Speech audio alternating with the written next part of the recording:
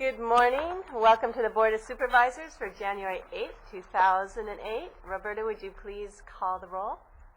Supervisor Long? Here. Supervisor Foy? Here. Supervisor Bennett? Here. Supervisor Flynn? Here. And Supervisor Parks? Here. At this time, we have the good fortune to have Mariwaya, Shumash ceremonial leader. He started off my term as chair, and he's going to complete it. This is my last day of chair. An auspicious occasion. Would you please come to the microphone and give us a moment of affirmation? Thank you, Supervisor Parks. Haku, good morning, Board of Supervisors. It's a great honor to be here. Remind us of our trust in our leaders that make decisions for the betterment of our community, for the health of our community. I'd like to share with you a little bit of a government within our culture, the Shumash people of this land. For 13,000 years or so, on these mountains, these rivers, this coastland, wetlands, and these islands, we had a form of government. We had wots, which are like chieftain. We had women chief that took us in a direction where only a mother, a woman, could bring to the values of our people, since they bring us into the world. And if we can't make the decision with our what, it would go to a council, kind of like yourselves, supervisors, where they decide together on issues. And if it can't get resolved there, it goes to the elders council, and then to the medicine people, the spiritual people. But ultimately, if things can't be decided on, it goes to the women's council. Kind of like our wives today. They make pretty good decisions for us. But at the same time, we count on these changes. Sometimes, it's by choice, and history has proven it's been by force. We trust in our leaders as we move on for the betterment of the community, for the health of our people. And it's an honor to be here. Supervisor Parks, thank you so much, and for your dedication and commitment for the people. And with that, I would like to bring to you a ceremony that we have when we recognize a new year, remember those that we've lost in the past, and pray for those that will be born into our future and the decisions that we'll make, so that they too have the right and deserve a healthy community.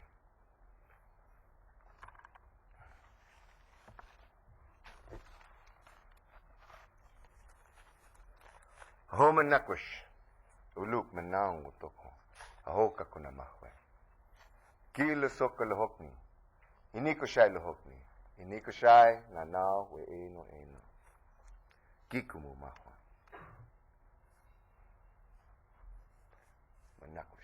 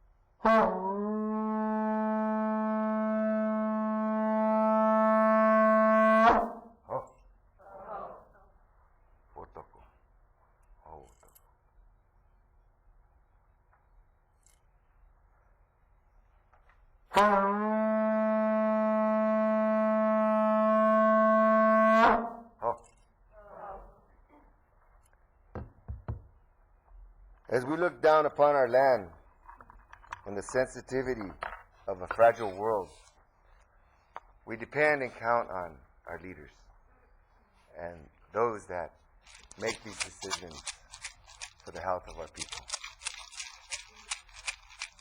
We just celebrated the winter solstice, the time of the new sun, of new beginnings. And remember and reflect on the years that has passed.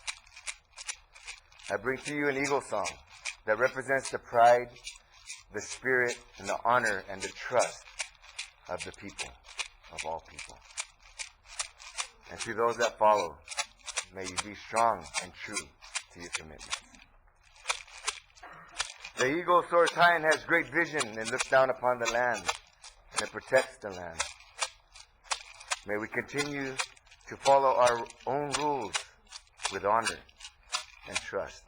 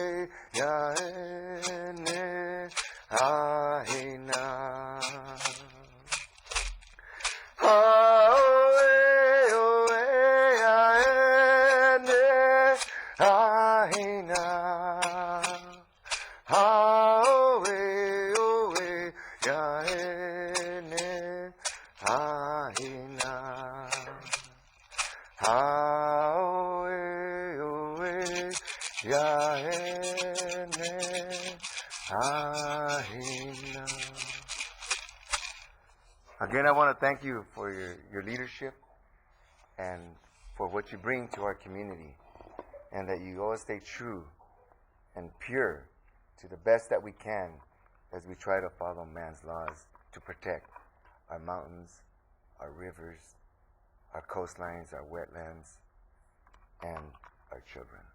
Thank you. Oh, thank you very much, Marty. At this time, we'll go ahead and do the Pledge of Allegiance. Roberta, would you lead us? Hand over heart, ready to begin. I pledge allegiance to the flag of the United States of America and to the republic for which it stands, one nation, under God, indivisible, with liberty and justice for all.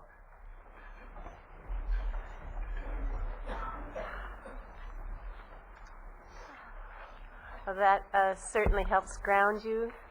Our next item on the agenda, a long-awaited one, is item 5, the election of chair and vice chair for the Board of Supervisors and county-governed special districts. What is the pleasure of the board? Madam Chair, Yes. I'd like to nominate Supervisor Foy for the seat of chair. Okay. I'll be glad to second that motion.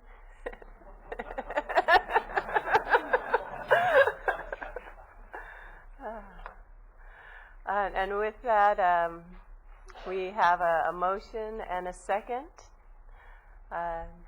Would the board please vote?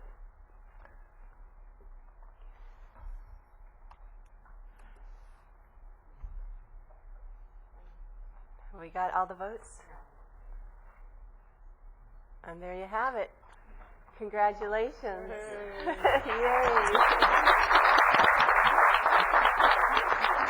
Yes, let's change seats. She's eager. I am eager. Take my seat.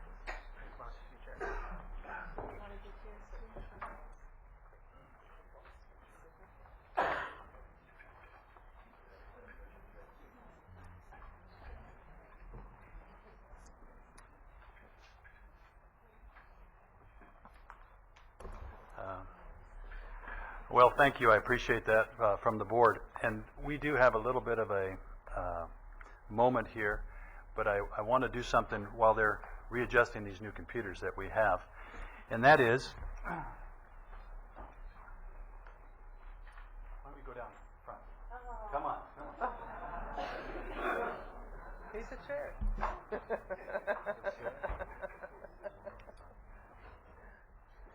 Follow his lead.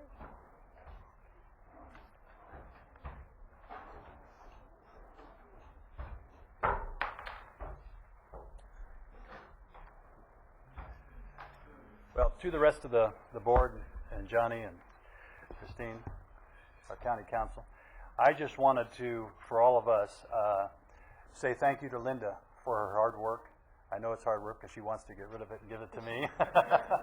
and for her great leadership. And, you know, for me, the first time coming, I want to, of course, thank all of you, but she's been a great example, a great opportunity to see how this all works and what she's done. So we have a little gift for her. It's her gavel. Oh. It will. We're doing great. But anyway, it's a gavel for her. So why don't you say thank you for all the hard work she's done. Thank you very much. You want to say anything? I just want to say I couldn't have done it without you. Thank you very much.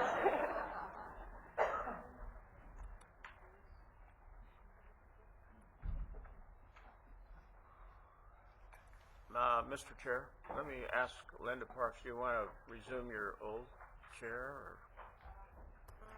I'm happy. This is good. Thank you.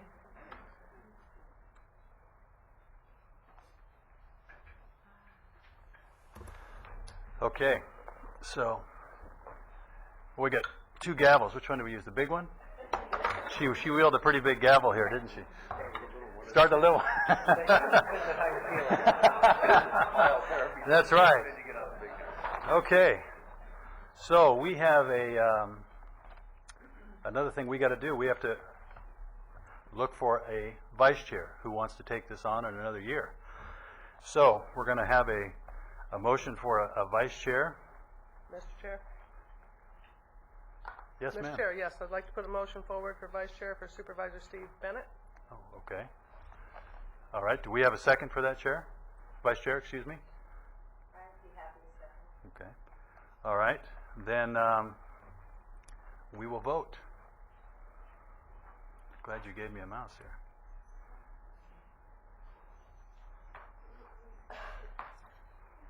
Oh, well, I guess it worked that way.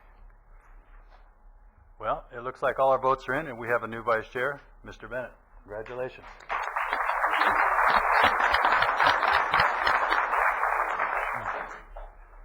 Okay.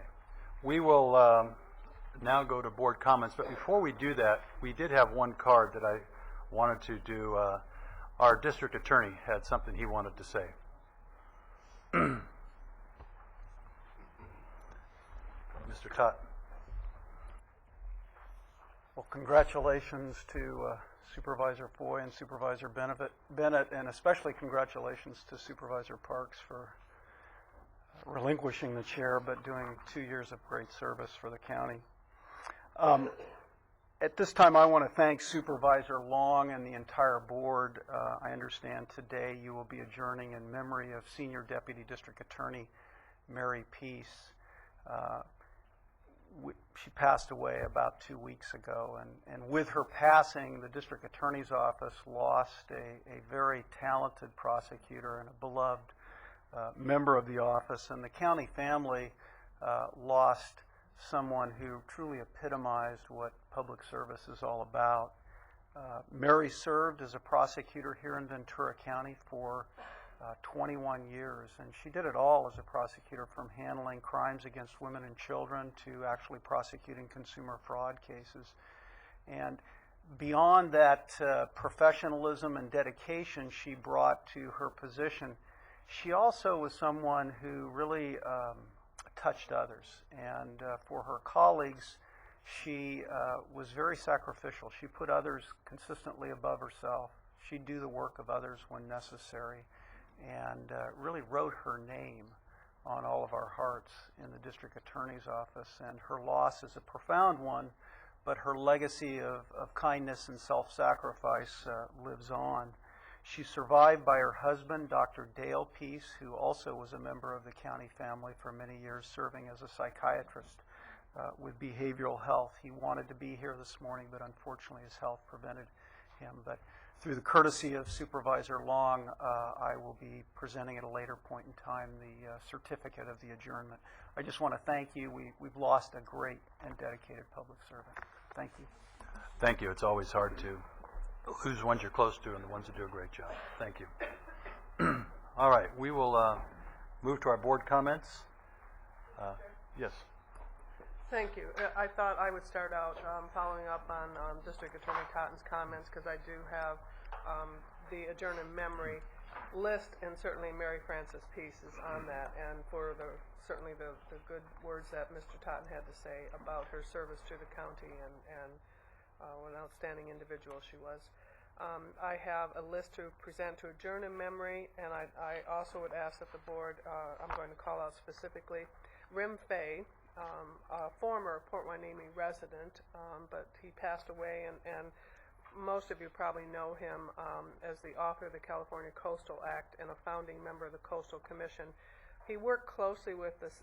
He has worked closely with the goals for the Ormond Beach Wetlands Restoration Project, with the Saviors Road Design Team, obviously the Sierra Club and other conservancy and environmental groups, to really protect our coastlines and protect our state and the resources, the wonderful resources we have in this state. So I would ask that we also adjourn in memory of Mr. Fay.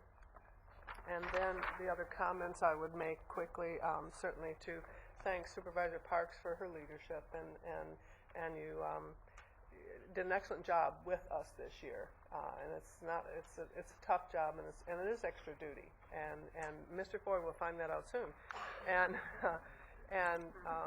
But it is appreciated also. We need someone who's willing to step up to that leadership role, and we thank you for that, and look forward to working closely with Mr. Foy as he takes on the new challenge.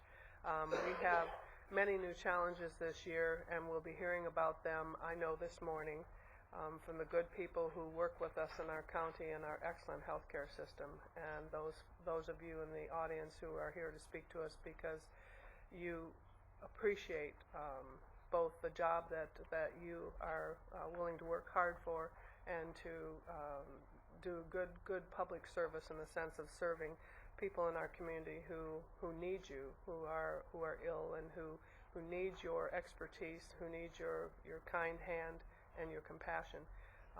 And I know that we have significant challenges in this county ahead for us because of the challenges the state has. And we'll be hearing from the governor today as he speaks to those challenges, and they are huge. And as we know and have experienced all these years in county government, that doesn't just trickle down to local government. It comes down to us with a full gale force of impact that says, you at local government have to make this work for the state, because for a variety of reasons. I won't bash the state on the first day of the new year. But the governor will be speaking to us this afternoon, and because of our close work with our State Association of Counties and our legislative leadership, there are going to be some tough times in front of us. So I no other words to say other than it is a new year.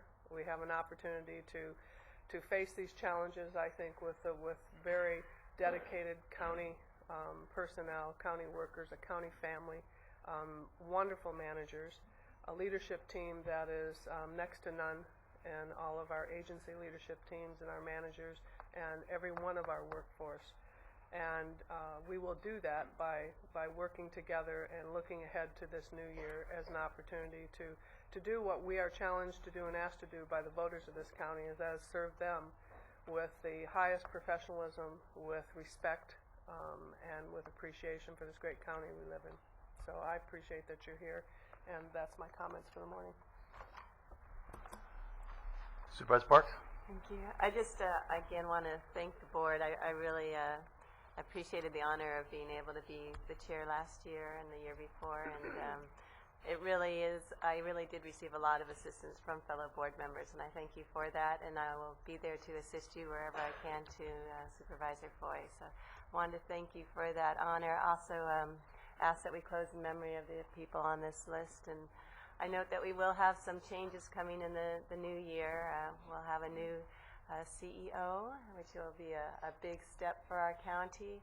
And as we also see some other really wonderful people retire and new people move on. But I think we have done a good job in riding the state, riding the ship of our state, or riding the ship of our county in terms of our financial aspect. We had some real deficits going on when I came on the board, when Mr. Johnson took over, and we have been able to help financially our county get a good reserve. But we're going to need that reserve, unfortunately, as we see what's coming down the line with the economy and the unemployment rate starting to rise, and that means more people are going to be needing more services. So I think it's important to make sure that we keep that financial reserve and be able to protect both the citizens and see what we can do to maintain the good, excellent quality staffing that we do have. So look forward to it, but there will be some challenges. Thank you. Supervisor Flynn? Yes, thank you, Mr. Chair. I'd like to ask the board to adjourn in memory of the individuals on this list. And let me say that today is very exciting for a number of reasons, but also the election taking place in New Hampshire. I think I've become addicted to those forums and debates. And we really see a contrast, I think, more than any time in the last several years between the two parties. So the voters really have an opportunity. And we have our primary coming for presidential election, plus some ballot measures, propositions. Very soon, I think it's February 6th. So it's upon us, too. So that excitement will transfer here. It's taking hold in the whole country. And all the candidates, I think, both parties, are fascinating to watch and to hear their ideas. We have issues that we will face too, as these candidates have identified them, really. Not all of them, but most of them, and we're going to have to deal with those. I wanted to comment on the fine turn. I thought maybe this morning I was going to commend you, Mr. Foy, for such a big turnout here of people, but You mean they didn't come out to see me, or? I think that they a lot of healthcare workers here, and you know that you're really to be commended for the work that you do. I'm a part of the county health plan, so I've had personal experiences in the hospital and in the system, and it's one of the best. It's truly one of the best. We don't have a system like so many parts of the United States have a sick care system. We have a health care system, and there's a major difference. And the county adopted that system in 1986, a long time ago, but it's improved, and improved. We have some very good leaders. Mike Powers is there along with his managers, but you, the frontline workers, have done an exceptionally good job. I don't like to go to the hospital, but you make it a lot easier when I arrive there. So I want to commend you for that. Thank you, Mr. Chair. Thank you. Supervisor Bennett? Thank you very much. I know we have a lot of our fine nurses here today, and you're anxious to talk, so I want to apologize. Our first meeting after being gone for the break usually requires that we have more adjourned memories and some of these other things, so I'll try to be as brief as I can because we do want to hear what you have to say and get you on. In terms of adjourned memories, I always note that we have a greater number of people passing away than usual at this time of year, and it reminds me that we are such social animals that people hang on through that through that holiday, and then we lose them. And so some remarkable people have left from District 1. One, Louise Clemmore Topping. She was a long-time Ventura County resident, and she was one of the last survivors of the St. Francis Dam disaster. She had the distinction of being a paper girl for the Ventura County Star during the 1930s, and we've lost her. We also lost a nurse, Patricia Pat Gates, that I'm sure many of you know out there. She was primarily a nurse at the Ventura County Medical Center for 26 years, and we lost her over the break also. We also lost Robert Lawrence Twitt. He was a local architect and helped design the mental health center at the Hillmont Street facility and did much of the remodeling on the main Ventura County Hospital. So it's just interesting. We have two people that very connected to the healthcare system. We also lost Benjamin Frederick Mercer, and particularly sad for me, I had the pleasure of sending him his birthday wishes for his 100th birthday in September. He's an old citrus rancher in Ojai, and we lost him over the holidays also. Emma Jean Donathan Baker worked for the Ventura County District Attorney's Office for 14 years and retired in 2001. And Renee Carroll Reeves, county employee, worked for the Human Resources Office for 21 years. So I'd like to ask the board to adjourn in memory of those fine people and the other people on this list. The other things I'd just like to briefly mention, I think we all delighted that we got rain and that we didn't get too much rain, at least not too fast. For example, Lake Casitas was able to divert water into Lake Casitas, and it's the first time in quite a long time that they've been able to do that. But there were so many reasons why we needed it, both for fire and for just our water supply and our crops, et cetera. So let's hope that bodes well for a few more of those kind of storms. The second thing, we've had some comments on the budget, and I heard Speaker Nunez this morning talk about it being the worst that we've had in many decades in terms of where we are. But I'd like to point this out. It's sort of the smallness of the increase shows sort of the crisis. But in the Ventura County Star on Saturday was a front page article about how foster parents, we have 180 foster homes that receive that take in foster children here. They are receiving their first increase in 7 years, and the increase is a whopping 5%. They're getting a 5% increase after 7 years of no increase at all. I just think it's unconscionable that that's all the better the state can do for foster parents and our foster children in this situation. But it does highlight sort of, and there's a good chance that will be reversed as the budget crisis deepens here. I would like to also thank Supervisor Parks for her fine service and compliment her on cleverly arranging this new voting system to come in right at the end of her term. So it's Supervisor Foy that has to figure it out, and congratulate Supervisor Foy. Look forward to working with you as our chair this year. Thank you very much. Thank you very much. Our CEO want to make any comments? You okay? We'll wait. Okay. Well, well, I do want to thank Linda for her leadership during 2007, and thank you, Johnny, for your help and as a new learning experience, and the rest of the board members. I don't want to leave out Roberta for all her help and making this work for me too. As you know, a lot of us don't know, but there's a little award right down there. Why don't you hold that award up?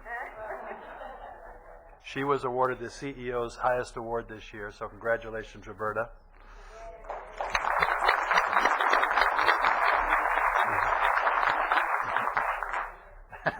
Get me later, okay.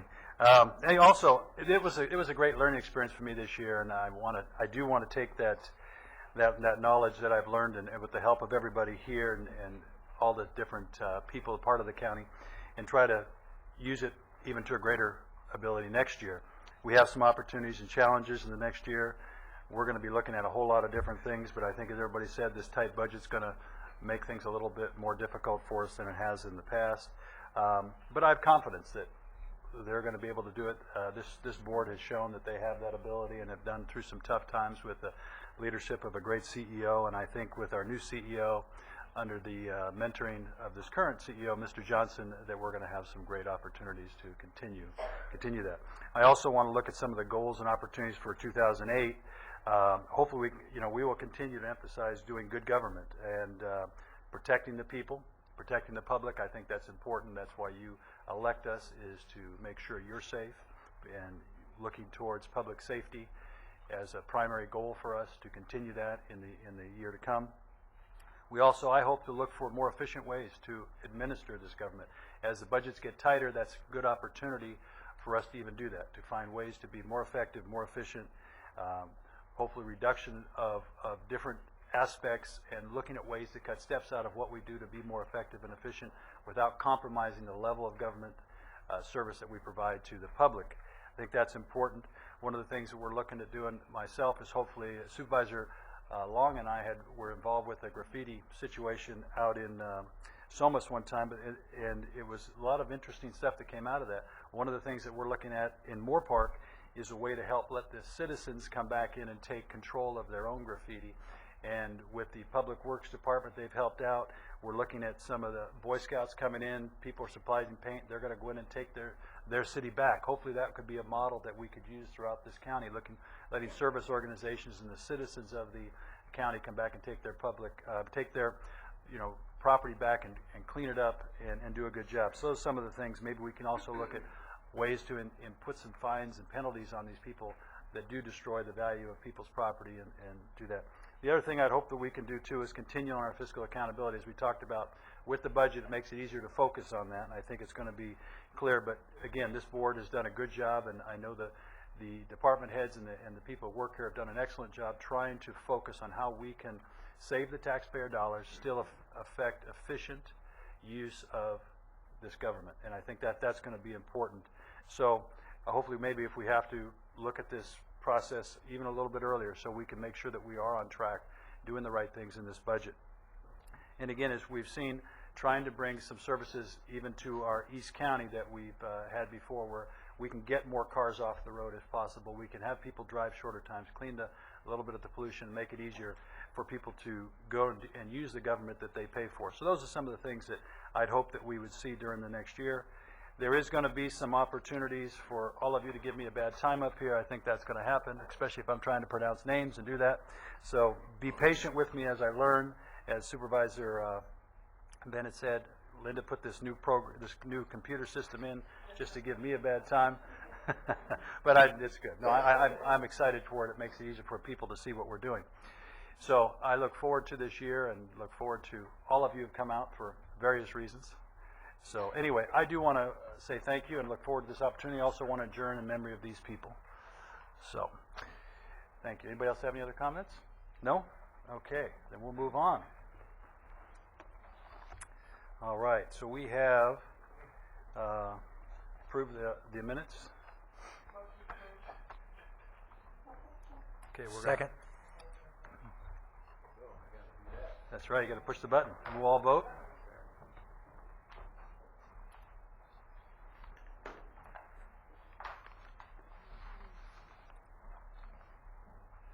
Okay, so we have our next thing is the appointment of boards and commissions, and we'd like opportunity to continue that. Do we have a motion to continue? Okay. I just want to make a comment on that during this time, if possible. We have a listing here of all these different boards and commissions. I wonder if it would be an opportunity for us, that we're going to continue that to the 29th, that we could take a look at these along with the other things we're doing and see if there is a possibility that are some of these things that we do need to continue. I was going through some of that. There's a couple of these things, and I may not know enough about them. The other thing is, do we need as many supervisors on these as possible? I know that everybody's time is busy, and is there a possibility that maybe we could have a discussion next week about next week, our next meeting, about if there's a possibility that we could look at, can we combine some of these? Do we need to be on some of these? And is there a law requirement on some of these different boards, if that would be possible? Anybody have any comments on that before we? Well, I think it fits in with the report that we'll be receiving back some point on the boards and committees and commissions. Those things we make appointments to, but Right. you're looking at what our list, our Right. sign list. So, Right. Yes. it's always healthy to look at it I and see if think there's something we don't need to be doing. Right, that's what I was looking at, is maybe the opportunity next week to put it up for, you know, a 30-minute discussion or something, because each one of us sit on some different boards, and each person could come back and say, no, I believe that sitting on, you know, the VCTC is important for all of us, even though 5 of us sit on that, but it may be important, and give the reasons why, or something like that, if that could be possible. Okay. Well, first of all, why don't we vote on this first motion, which would be to continue to the 29th.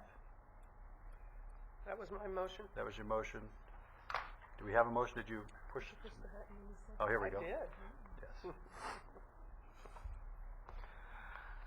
I'm really not at fault for this system. It wasn't my idea.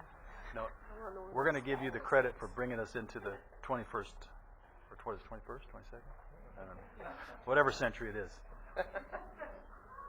All right. Well, good. Okay, so we'll push that off, but maybe I could make the motion that we could have a time of maybe 30 minutes next week, Roberta, that we could do that.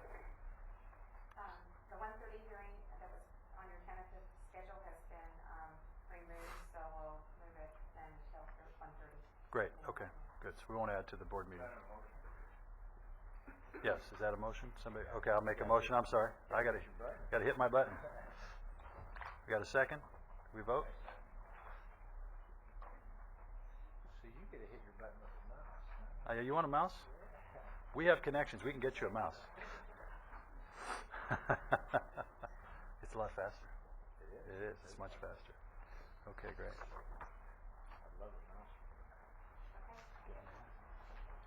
Okay, then we now have our agenda review. Mr. Chairman and members of the board, there are a couple of modifications or clarifications on the first page under legal notice. It showed Tuesday, January 21st. That should have read January 22nd. That has been corrected on the website. Also, item number 41, the correspondence agenda. There should have been a reference or a referral to the General Services Agency and the Probation Agency on a fire safety inspection. That also has been corrected on the website. Okay.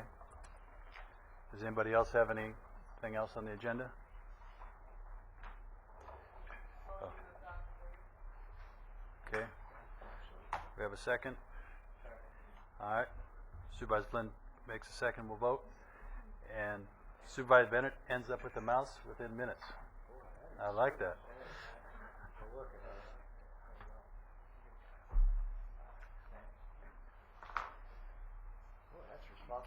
Wow, I like that. That's quick. Government has best.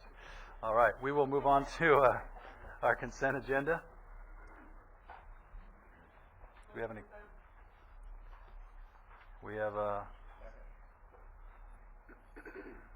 boy, this is quick. I like it. Everybody's voted? You're on?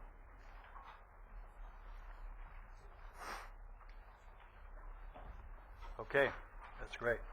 We have our public comments now. I know we're going to have a few cards. Wow. 23 cards. Wow. Okay, why don't we, if everybody can keep this real short, and if somebody said something that you're going to say, just let them, you can say ditto or it's okay. I think I'm going to cut this down to just maybe a minute or two, or maybe I'll just leave it at 2 minutes. Okay? Hopefully you can be quick. We know you're here, and we thank you for coming out. Excuse me, do you have that right to do that? Yes. Yes. So we'll start here with Anita Smith.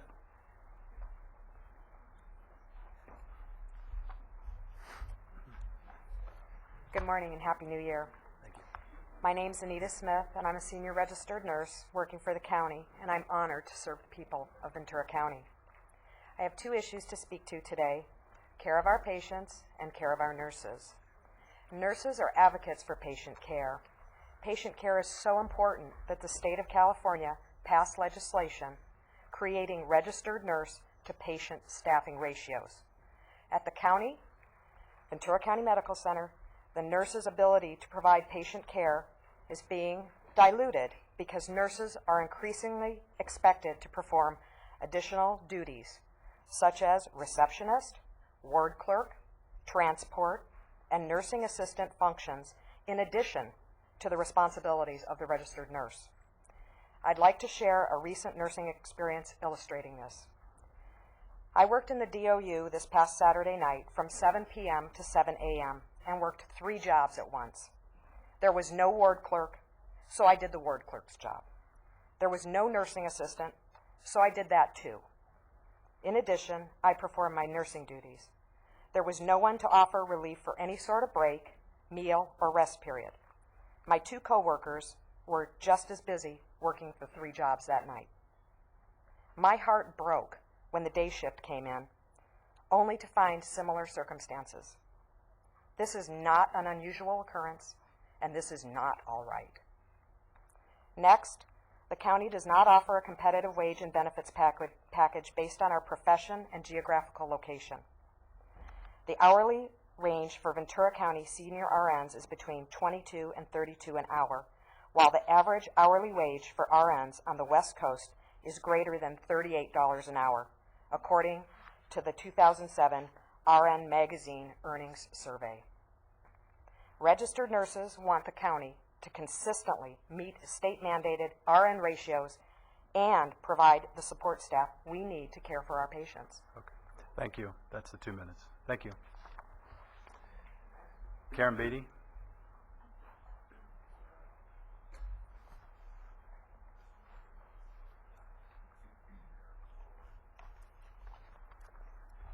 Good morning.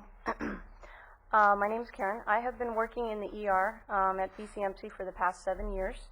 One of my responsibilities in the ER is to do the nursing schedule for VCMC and Santa Paula. We currently have 30 to 40 holes, which are unfilled shifts on every schedule that is done between the both hospitals. We are constantly robbing Peter to pay Paul to fill these shifts. We are left with only 4 options to make this happen. Number 1, we use a registry nurse, which increases the department costs. I understand it's about $2.4 million in our budget that we use to pay these registry nurses. Number 2, we ask nurses to work 4 and 5 shifts per week, which increases overtime and burnout. Number 3, we have nurses from other departments that are not ER trained float to the ER to help us out. Or number 4, we simply just work short-staffed, which does violate the mandated ratios. The absolute bottom line here is that we need 6 more nurses to have core staffing in both hospitals. We at the healthcare agency are all striving for the same thing, and that is to take care of our community in the most safe, efficient, and professional manner. We need the Board of Supervisors to authorize 6 more full-time benefited positions and to hire a nurse recruiter to find nurses to fill these positions. In order to decrease the money spent on overtime and registry and to meet our scheduling needs on a consistent basis, we need these positions. We also need the board to address the hiring process for ER nurses. This process currently is taking 3 months or more from the submission of application to the hiring. Again, our goal is to take care of our community in a safe, efficient, professional manner. We need your help on this matter. Thank you. Thank you very much. Cynthia Arnold.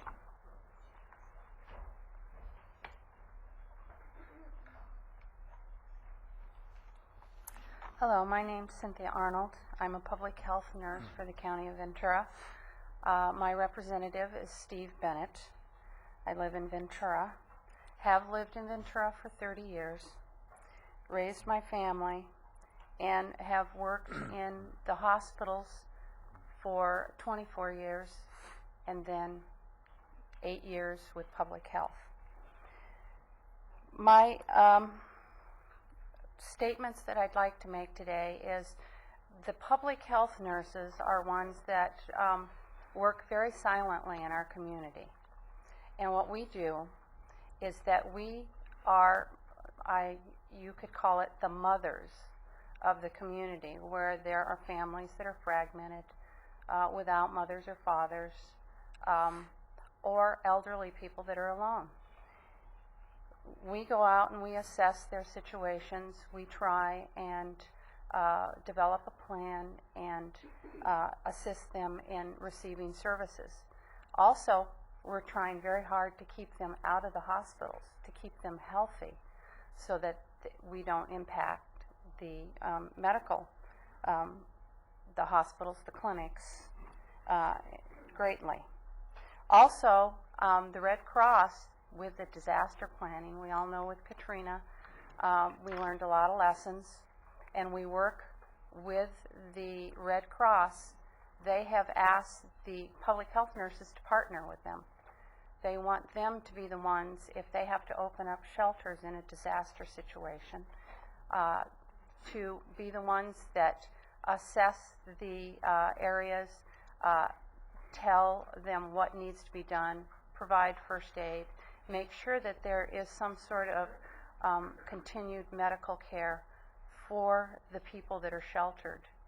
So we are a very vital part of the community.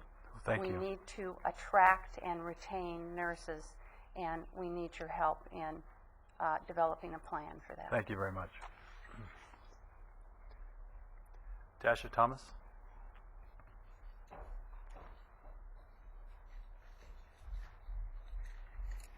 Good morning. My name is Tasha Thomas, and I work at VCMC in the pediatric ward. I take care of children in our community. I might take care of your grandchild or one of your children. And most of the time when I work, I do not get breaks. And when I do get a break, it's eating, standing up, and I can't tell you how many times I've gone to a patient's room with my mouth full because my patient's vomiting. Now, it's inhumane that we do not get breaks. We work 12 hours. That's a long shift without any rest periods. Bring it up to my manager. My manager says, quote, "Read your contract. We do not have to give you guys breaks." I think that is so wrong. We work very hard, and I want to stay in our community. I do not want to have to move away because I am overworked or I do not get paid enough to work at VCMC. So please help us. I want to stay here, and so do the rest of my colleagues. Thank you for your time. Thank you very much. Martin Martinez?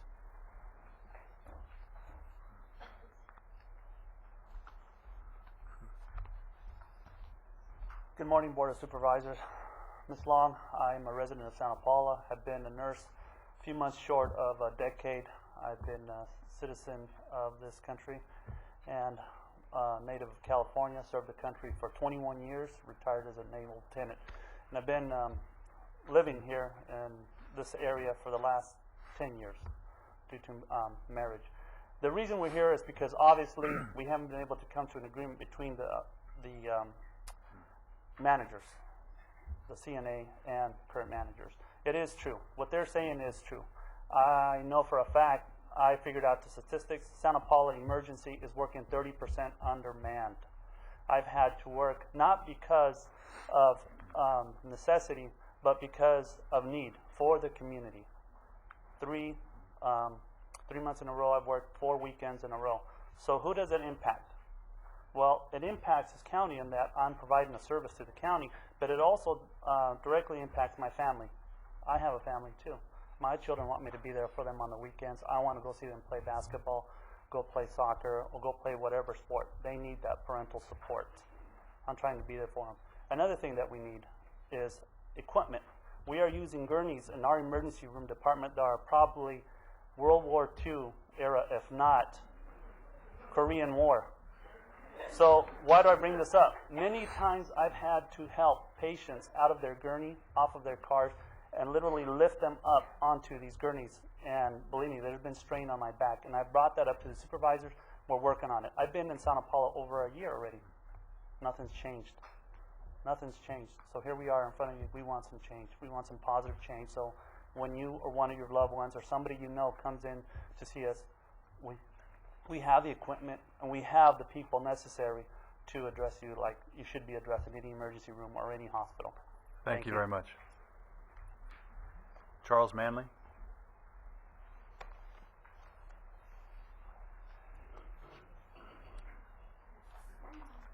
Hi, my name is Charles Manley. I live in Oakview, and I'm a public school teacher in Oxnard. My wife has been a nurse in the county obstetrics ward for 26 years. My daughter is a nurse in the county obstetrics ward for 2 years. Public service is a family way of life with me and my family. I'm pleased that this board has given the county sheriffs a 9% raise over 2 years. Your commitment to public safety is to be commended. I'm a little perplexed and, quite frankly, outraged that that commitment isn't transferred to the other area of public safety, which is county health.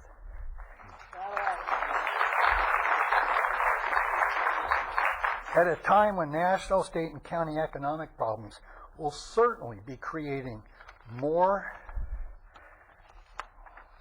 clients and patients for the county medical system, it is a matter of the highest priority of public safety that the medical center remains competitive in retaining, recruiting, and respecting the hardworking professionals, the registered nurses of Ventura County. The lives and health of your constituents are at stake.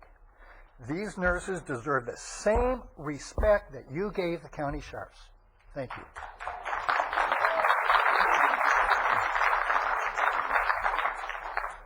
Thank you. I have Kathy, I think it's Orbigan.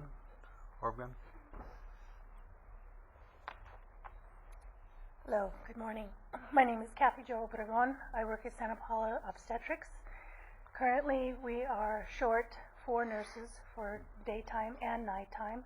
We are taking nurses from med-surg, ICU, and ER to help staff us. If we're in a critical situation where we're losing a baby or a mom, we do not have staff that is educated in our department. I have been working 4 and 5 days a week to cover our staff. I'm tired. My husband is furious, but I know I need to do this for our community, for Santa Paula. Please help us. We need staff. We need respect. We need retention. And you're going to get that by giving us wages that are comparable to other hospitals. Thank you. Thank you. Lenny Vasco.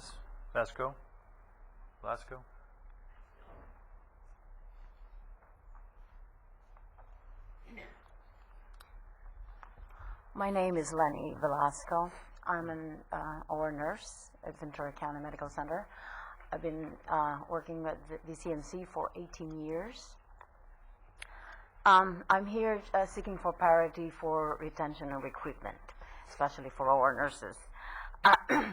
I have trained a lot of OR nurses now that are now in the VCMC department, and we have the same staff still, and most of them cannot function or will not be able to function independently with later shifts because they're practically new. Our problem right now is we have the same staff that are circulating or covering all the shifts. We have mandatory call. We have opened more rooms now. We have more surgeons now that have added on to the staff. And we have the same staff, as I said. So right now, recruitment for OR nurses is difficult because we have to compete against other hospitals for sign-on bonuses and retention bonuses, which we don't have. Okay, and retention. After training these new nurses, after training practically 1 year, they leave for more salary in other hospitals. And this is the other hospitals in the community even. So we've lost 1 already. So that is the, I'm asking that, please take into consideration parity, because we are not going to retain nor recruit any nurses at all. Thank you. Thank you very much. We have a Greg Thayer.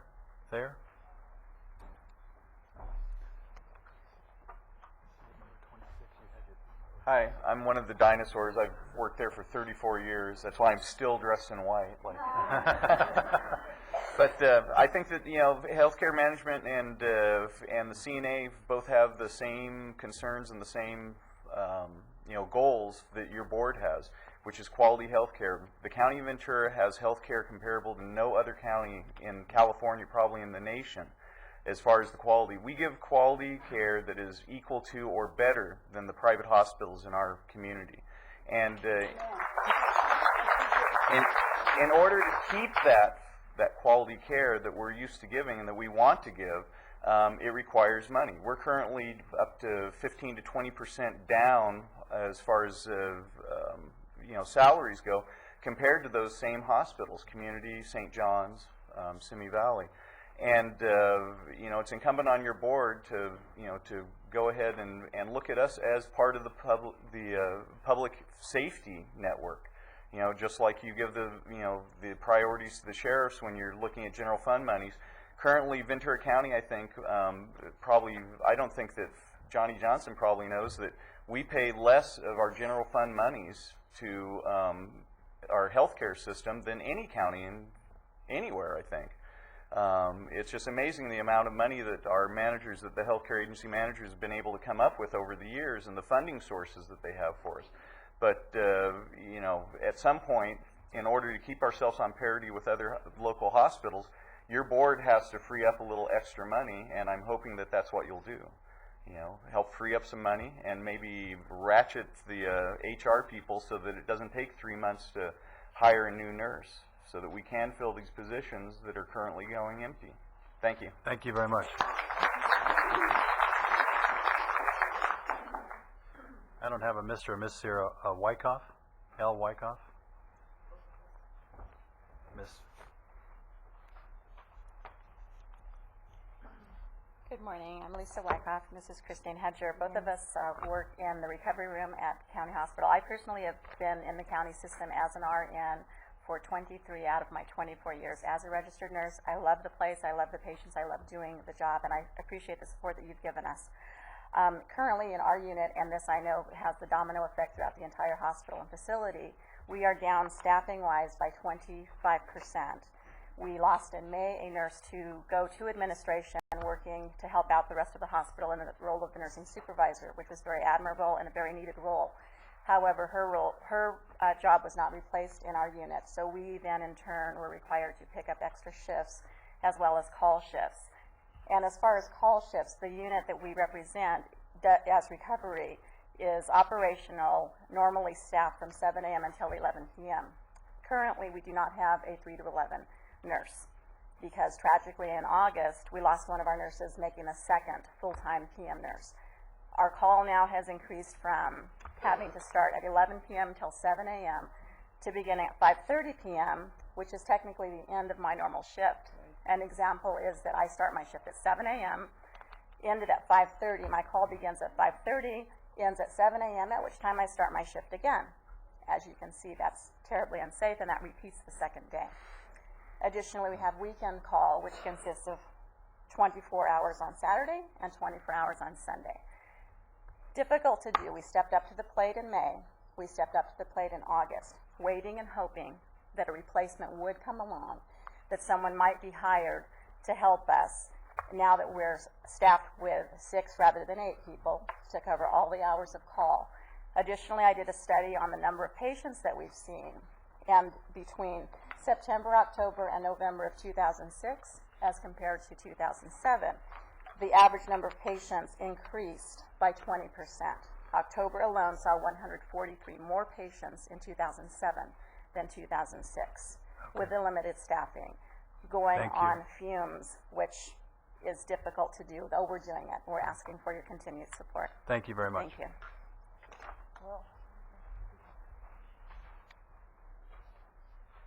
Maria Calvert.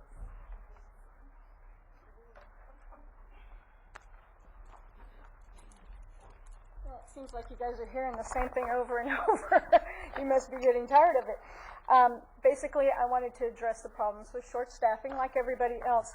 Unfortunately, it's the safety end of it that I see mostly. I work in oncology, telemetry, med-surg, which at numerous times becomes somewhat of a catch-all when there aren't beds. Unfortunately, like I tell my ER nurses almost every night, you do realize there's only 2 of us here. We don't have a secretary, we don't have a CNA, We don't have people to transport our patients to CT. And if you did take your patient, you've just left a nurse on the floor with possibly 10 patients by herself. I've had incidences where my monitors are banging away and I'm at the end of the hall. The call lights are ringing. We can't get to them. And on 3 occasions, it was a serious issue. A patient could have died. We report it. We never hear anything back. You know, it's awful to come to one of these meetings and present problems without being able to offer a solution. But right now, the way I see it, you have the solution, and you need to address it because a patient, and for nurses, it's always preparing for the worst. That's how we were taught from school on. And we do that consistently, but we don't get the support back normally. So the answer is with you guys, and you just need to look at it and imagine, had that patient at the front of the hall been somebody you loved, a friend, family, whomever, and nobody answered their call light, and they were maybe on the floor. You know, those are the situations we're faced with on a regular basis. So we thank you for your time. Thank you very much. Appreciate that. Pamela Wyman.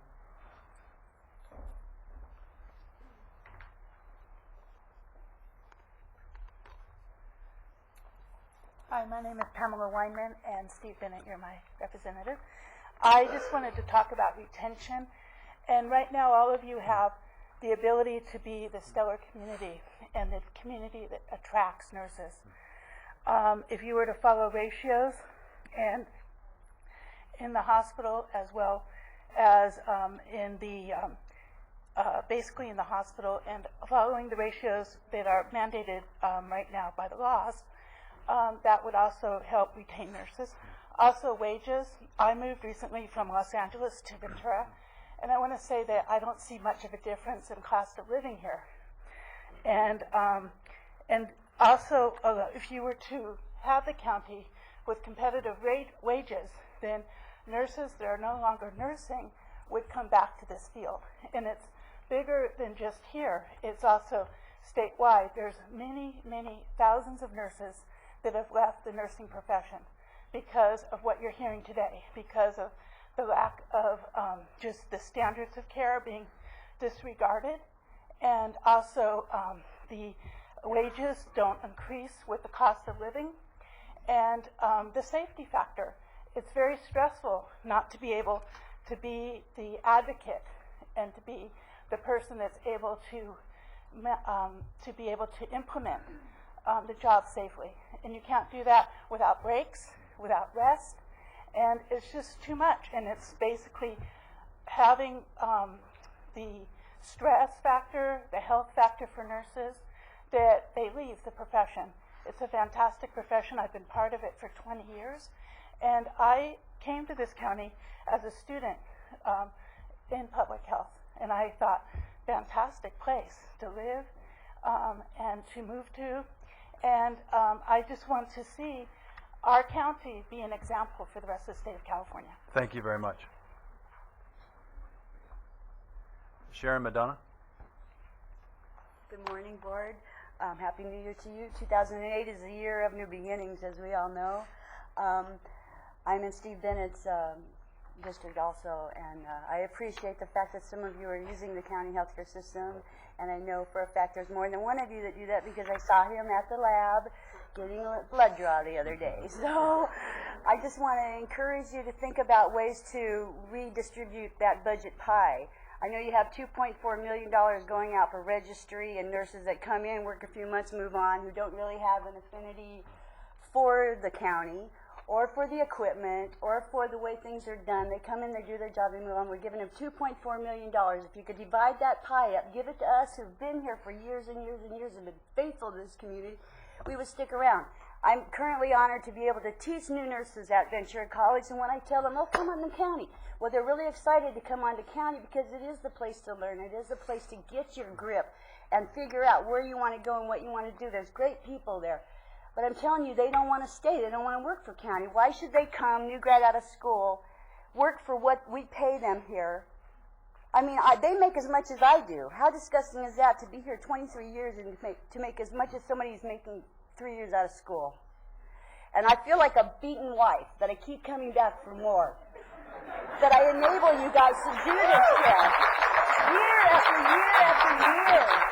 I come here, I was here when we dropped General Hospital and we became the healthcare agency of Ventura County. New wing, new goal, new vision. And what's happened? Nothing. We're in the same boat. Old equipment, burnout nurses, looking to you to say, redesign that pie. Take away the registry. Well, yeah, we need a little bit. Take away the floaters. Recruit. Honor us. Give us longevity. Give us the things that make us proud. Don't make us feel so demoralized. Excuse me, I think my time is up, but thank you. Thank you.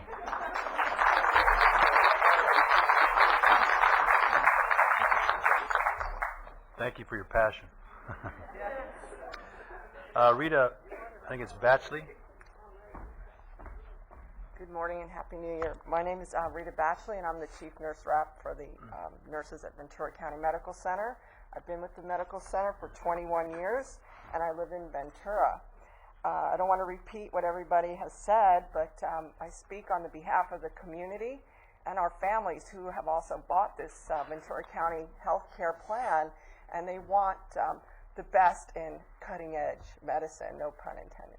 But we want to keep the best and the brightest in our community. I am also a Ventura College clinical instructor, and I too have had the experience of encouraging nurses to come to our facility, and they tell me over and over, well, I can't. First of all, it takes 3 months to get hired in. And second of all, they need to go where the money is because they have student loans, they have a cost of living, and they don't want to come into our hospital because of those reasons. And we want to maintain this health care plan for our community and for everybody. And we can't do it without the way to recruit, retain, and give respect to the nurses. So thank you. I have over 300 signatures from the nurses. Thank you. Thank you very much.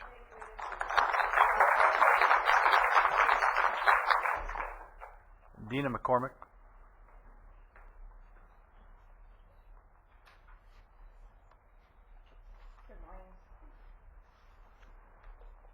I've been working for the county since about 1990. I'm one of your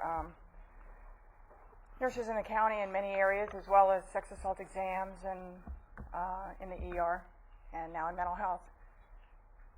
And I wanted to say that everything that I ditto on what all the people are saying, as well what I'd like to say is safety. And not just for the patients, but also for the staff. And the safety is that they need training, for instance, in the ER. They need the management of assaultive behavior training, or the CPI, which is what they're now calling it. And they don't have it. We also need better security. The security that we currently have cannot put hands on patients. And just as the sheriffs and everybody are on the front line, your firemen and your sheriffs, your ER nurses and your nurses on the floors are there on the front line, able to catch the diseases that are being just brought in, being punched, being assaulted in many forms, especially in the ER. In mental health, it's a little bit better, except for the staffing. So if you don't run fast, you're liable to get injured. So we have a lot of injuries going on. I personally have suffered many injuries in the emergency room, and I have management of assaultive behavior training. When you don't have other staff train that, then they can't assist you. So the staffing is very important, and the security, having somebody be able to have hands-on, be able to assist with the with assaulted patients, and the equipment, for instance, in assessment and referrals, where they assess the psychiatric patients. The equipment there is substandard. The alarms do not work.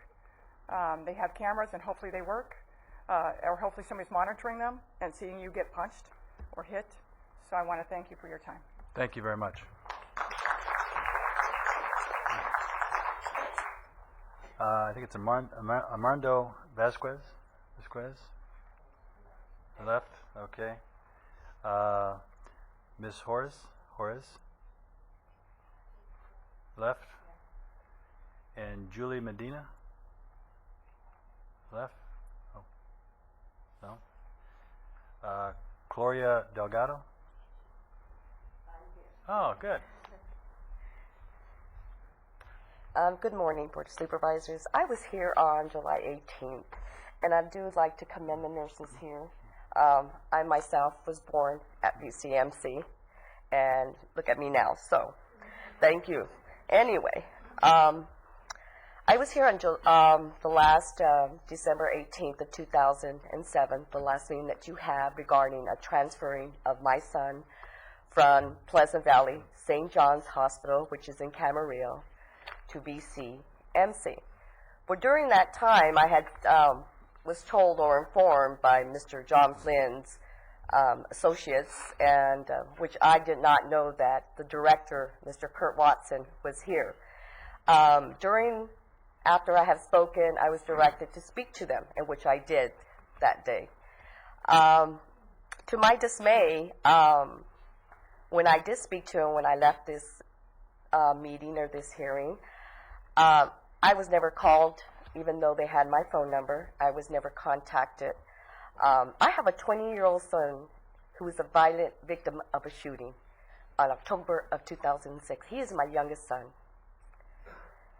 He was shot 3 times, once in the jaw, driving at 6 feet away.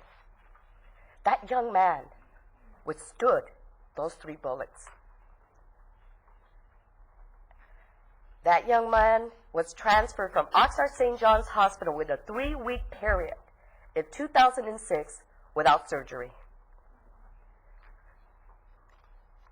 He was sent to a hospital in Sun Valley without no authorization from the family or the patient.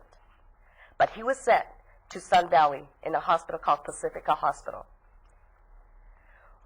which is the same hospital in which Rodney King was taken to. I found out later. It took me 6 months to fight for extradition to get my son back, which was not an easy task. During that time, my son was 90 pounds. He had a Q4. He hadn't eaten. He was in a G tube. That child had gone through extreme pain and hardship. I need to finish My up. thing is here, John Flynn, I'm still going through the rhetoric. I would take the time for you to go see this young man and the courageousness that he has gone through. We need to transfer this child to get the surgery that he needs from one city of Camarillo to BCMC where he could get that quality of care. Thank you, ma'am. Thank Appreciate you, sir. That. And our own favorite, Carol Dean Williams. Thank you, Mr. Chair. Point of order, I need to use this machine before my time starts. And I told him that he wanted to save time. He just wanted me to say good morning to everybody for him. Thank you.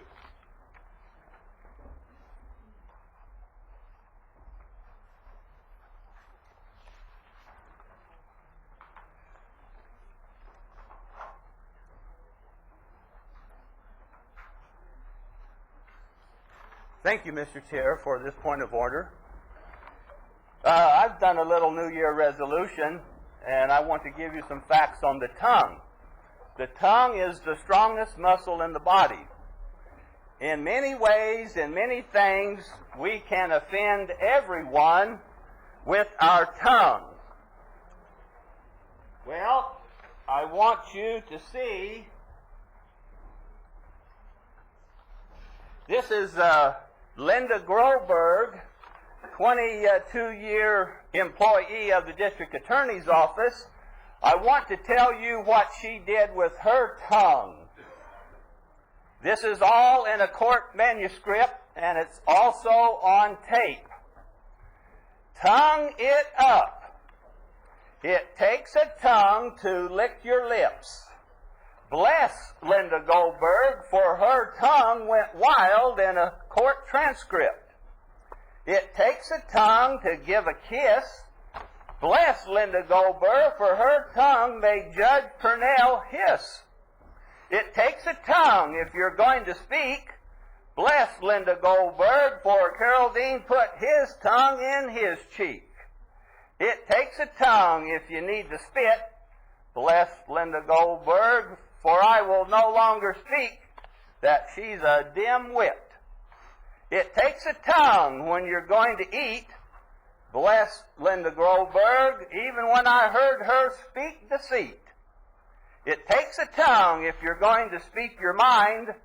Bless Linda Goldberg, because for 2 days all she did was whine.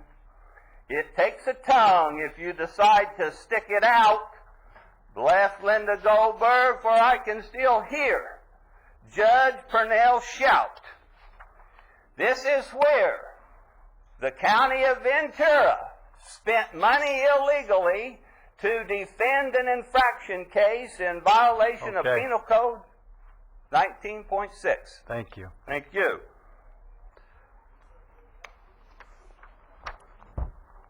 We know we have some people here who have been waiting. We've got our 9:30 time certain, and I think our CEO is going to do this. You are? Oh, Christy is? Oh, okay, there she is. Good morning, Mr. Chair, members of the board. My name is Christy Madden with the County Executive Office, and I am the current president of the Ventura County Management Council. I'm proud to introduce the winners of the 2007 Management Council Awards program. We did have 33 nominees in 5 separate categories, and the competition was quite stiff this year. This was the Council's 6th annual awards program, where we recognize and acknowledge county managers and unrepresented personnel for their exemplary service to the public. I'd like to invite our winners to come up here with me while I tell you a few things about them. I won't take a lot of your time. I know we're running a little bit behind schedule. Nobody's coming forward. All right, you guys, come on.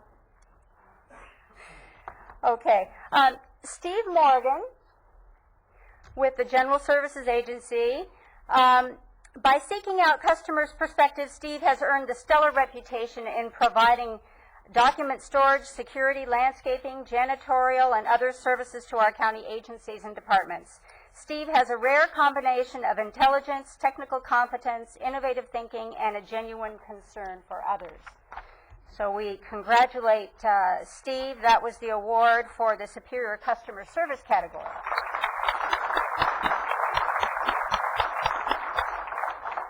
Our winner in the mentoring category couldn't join us today. He's busy helping his son move into a new apartment. But that award did go to Steve Wantz in the CEO's office. Steve is a mentor and a role model and has positive values and good ethics, which is much appreciated by his staff. His good-natured spirit, infectious sense of humor, sharp wit, and encouraging attitude contribute to his exceptional leadership skills. In absentia, we'll applaud Steve. In the category of innovation, that award went to Tom Underwood. He is the facilities manager for the healthcare agency. Tom explores all options and comes up with usable alternatives, which helps to keep and enhance HSA's decision-making process. Tom uses his knowledge and creativity to find innovative solutions to complex problems and to save precious dollars at the same time. In one instance, Tom was able to save over $500,000 in a renovation at one of the healthcare agency's clinic facilities. So.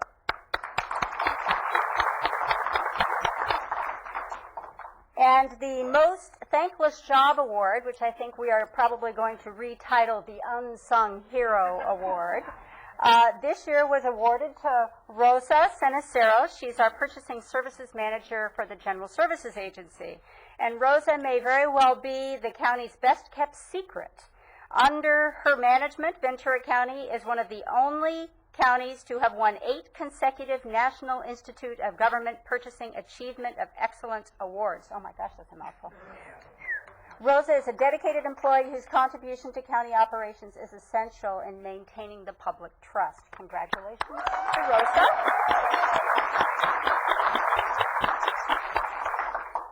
And we have an award that's in the integrity category, and this year the award went to Debbie Lopez, who is the administrative assistant for the Sheriff's Department. Debbie exemplifies politeness, humility, and professionalism in her dealing with all of those who contact the Sheriff's Office. She is respectful and honest with everyone that she deals with, regardless of title or position. She has been a long-term asset to the Sheriff's Department. Thank you.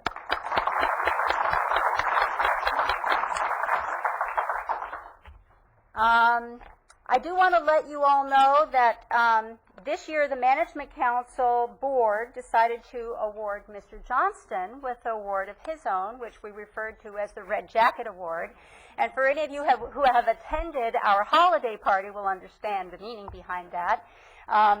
We wanted to recognize Mr. Johnson for his support of our organization, being an exemplary leader for this county and an exceptional role model. And we invited he and his wife to come back to all of our future holiday parties, so we hope that he will join us.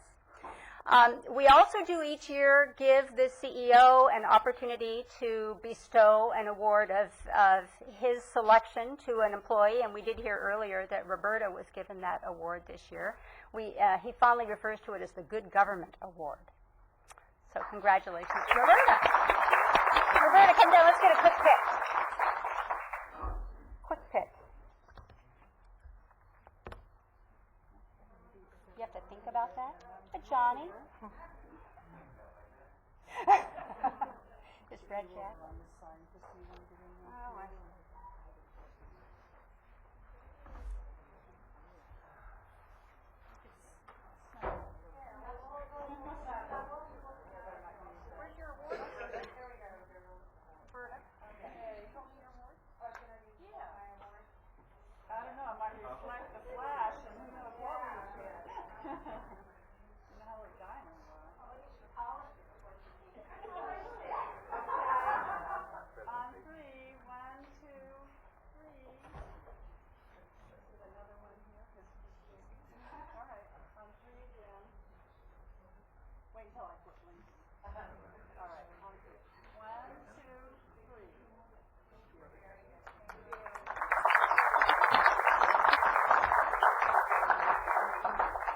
We do have several members of our board of directors in the audience. Raise your hands to support the organization. Thank you so much for this opportunity. Thank you very much, and congratulations, everybody. Mr. Chair? Yes. Just to receive and file the action, thank Christy for all her work and leadership and her board, and it was a fun party and great to recognize these outstanding county employees. If I may too, I'd like to second it. Also thank Christy and her board there. And then also congratulate the employees. I did want to call out especially Steve Morgan, superior customer service. We just moved our office from Ventura to Thousand Oaks after we had just moved it from Thousand Oaks to Ventura, and it required a lot of coordination, and also with IT services. So I just wanted to give them special thanks. Well, thank you. Any other? Okay, thank you very much. We are so much on time. 10 o'clock. Boy, this is easy, Linda. All right. Yeah. Okay. We'll go to number 27. Finally, we're on time. Yeah. Thank you. Item 27 is an issue that I think is very important in Ventura County. It's a request to direct staff to draft an ordinance similar to the ordinance that was drafted in Sonoma County regarding the subdivision of mobile home parks. We are very aware that there is a significant movement in the state of California to subdivide mobile home parks, which would then end there being covered by local rent control laws. And as a result, Supervisor Long and I have been working on this issue quite a bit, and we've been able to discover that Sonoma has passed the ordinance, and that the ordinance then was challenged by the park owners, and Sonoma was able to win, and so their ordinance was upheld. So it seems appropriate for us to direct our staff to craft a similar ordinance. And Sonoma's ordinance is being appealed, but it makes sense for us to move forward with the process of crafting this ordinance so that it would be in place for any subdivisions that come forward. I'd just like to point out it does not stop subdivisions. Subdivisions could still go forward, but it does allow the board to do the very normal, logical things that the board usually does. For example, in all other subdivisions, the board would analyze to make sure that the infrastructure is not collapsing, that the people are not getting served with inadequate infrastructure. Those kinds of things are what the Sonoma ordinance does and would allow us to do that. So if the subdivisions are going to go through, it is important for us to have some rational guidelines and requirements regarding those. So Supervisor Long? Thank you. And certainly joining on this letter for, as noted in the letter, that this isn't just rent control. It isn't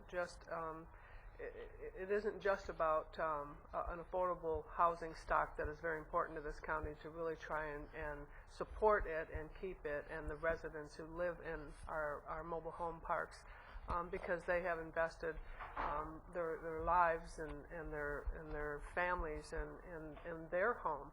But it is, as Supervisor Bennett mentioned, that it gives the board what we have by authority and by this ordinance. It would give us that ability to look at subdivision requests and to make sure that as in any request that would come before us, that we protect the public and protect the systems in place that support subdivision action.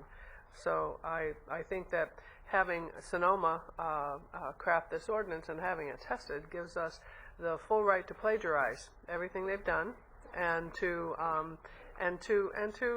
join in what I think will be a statewide effort to continue to try and protect these very few but precious mobile home parks that we have in our counties that, again, provide housing for a population that certainly is deserving. So that's some. I know we have some speaker cards, Yeah. and we'll make a motion after that. We have one speaker card on this, and we have Lorraine Foster.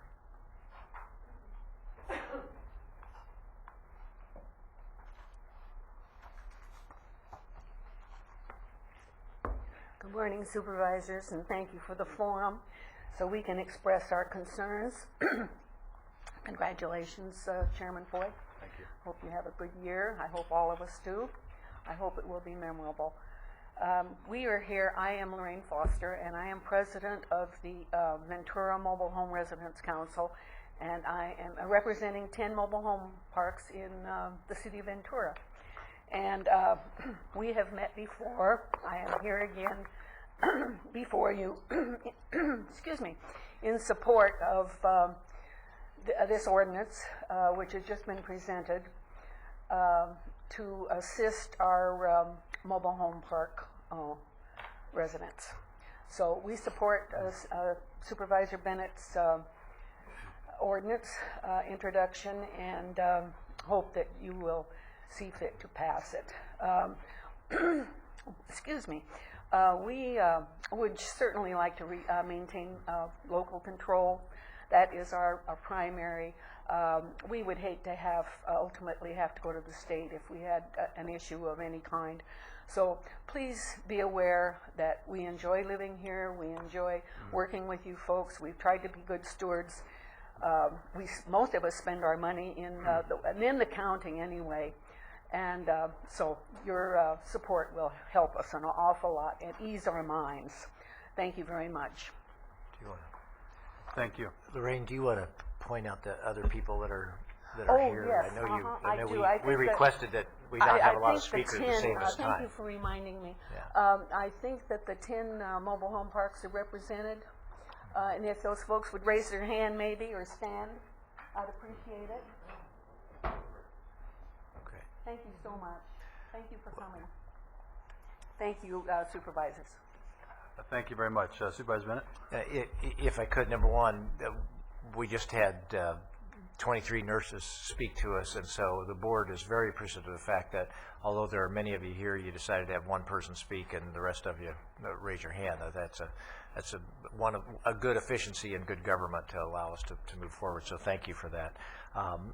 With that, I think we've had the boardroom filled with people in the past, and certainly the mobile home people are very supportive of us, I think, moving forward, as indicated by the presence and the comments here today. So I'd like to make the motion that we adopt the recommended action that's in this report. We've got a first and a second, and I just want to make a comment on this. First of all, I understand we would like to make sure our mobile home parks are up to date and everything else. The only problem I have with this is anytime we have a property sold by any other group or anybody else trying to do something, because remember, a regular subdivision they're talking about where you take raw land and develop is different than this situation. If we're in a situation where what's really trying to be done here is somebody wants to sell a lot, and if you want to buy a lot and be, live the American dream and be a landowner and do that, what's happening here is a subdivision owner, a park owner, has to go through and renovate his whole park to do that, to sell one lot. That is, first of all, to me, I believe you can't make it happen. There's no economics to make that happen. And the other side, it becomes very discriminatory, because if I want to go buy a apartment building, or I want to go and do that, I can just buy it as it is. I don't have to update it. I don't have to go through all that. I don't have to do that. And the problem I see with this is that we're going to have to do that, and a person's it's very discriminatory against that owner, and it makes it very difficult for any of you who really truly want to purchase and get out of renting a spot, and you really want to own that spot, and you want to have that for perpetuity, and you don't want to be in a situation where you're paying rent forever. So it makes it very difficult for you to do it. So I believe this is very discriminatory against all owners and anybody who wants to be an owner in regards to own their own lot, because it's going to now make it very difficult, if at all, for them to subdivide these and allow you to buy. So I can't support this because of that. But anyway, that's my comments. And Supervisor Parks? Yeah, I just wanted to, we have a case in Thousand Oaks right now where a mobile home park is being converted either to another type of residential use or commercial use, and there is the issue that the owner of the property, should be able to have some of these rights to do what they want with their property. However, we have to recognize that they are a very legitimate form of low income and sometimes very low income housing. And I think we need to do as government officials whatever we can to guarantee that people aren't thrown out of their homes. Their only investment and sometimes is the coach they live in. All their money is in that. They can't just get up and move, And to me, this goes along with our whole plan in the county to end homelessness in the next 10 years. We can't lose these homes, and they are very important homes because they are for people who are of low and very low income. So I definitely support the motion, and I want to thank Supervisor Bennett and Supervisor Long for taking the lead in this, because this is very needed, and actually more is needed in addition to this. But I do appreciate you bringing this forward. Supervisor Friend? Yes, thank you, Mr. Chair, and thank you for coming here today. I support the motion also. I remember in 1980 or somewhere around there, we had a big meeting in Oxnard about mobile homes and about the ability of people to pay for rent and other places. And the income level, we checked the census for that period of time, was so low that it was impossible for people to move out of mobile homes, and the rent kept going up and up and up. So we did come about with some rent control here in the county, and the cities have too. So I know the economic circumstances that people in mobile homes, for the most part, a huge percentage live under, and the income is very limited. So I think this is absolutely necessary. Supervisor Bennett? Thank you. I appreciate coming back around, and I certainly respect the concerns that you're expressing, Supervisor Foy. I just want to make sure that we get out on the record. If you visit any of the 22 mobile home parks that are in my district, you would see that all of them would require at least some kind of logical, good government review if some kind of subdivision was taking place. There is nobody else that can do that to protect those residents. They will not know what they're buying in terms of infrastructure without this kind of appropriate review, number one. So although theoretically you're concerned, the reality on the street is these are old mobile home parks. We have not been building new mobile home parks, and particularly in the unincorporated area, they are oftentimes really at the edge in terms of their infrastructure, et cetera. So I just want to make sure that that's out there on the record. And the other thing is, there is no other instance in county government where we do not have the power to, at the local government, review subdivisions. The only place where we don't have that, because we don't have the proper ordinance right now, is with mobile home parks, and so we ought to correct that for mobile home parks. So thank you very much, and appreciate it. Okay. Well, we have I thought we had a motion, but it looks like somebody's got to push the motion here. All right. Okay. I did it once before. There it goes. Now we're voting? There's no second registered. She was Yeah, second. we're on to another. Oh, did we I move? pushed first motion again. I see 20. We're on it. 27. All right. We can't keep up with the computer. Has it been seconded, Roberta? Okay. Yeah, it does. It shows. Yeah. Looks like we're in voting process now. Remember, she's the boss. She didn't deny that either. And while this vote's coming in, I'd like to thank everybody for.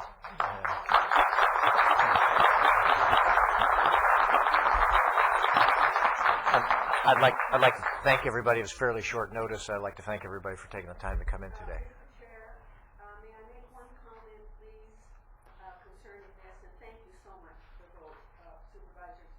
I just was speaking to Chairman Foy's comment concerning infrastructure and the owners having to take care of that, and it's a big expense. I want to remind you that the park owners have pass-throughs, and we as residents pay for whatever owners do within the park. In a certain amount, anything over $1,000 at my park. Okay, all right, thank you. I just want you to Well, I understand that, but it also puts you now, if that park owner decides to do that subdivision and sell one lot, the rest of you 100 are going to pay all those improvements. Well, So just understand that. yes, Okay. we certainly All right. understand. Thank you very much. Appreciate it. Thank you very much.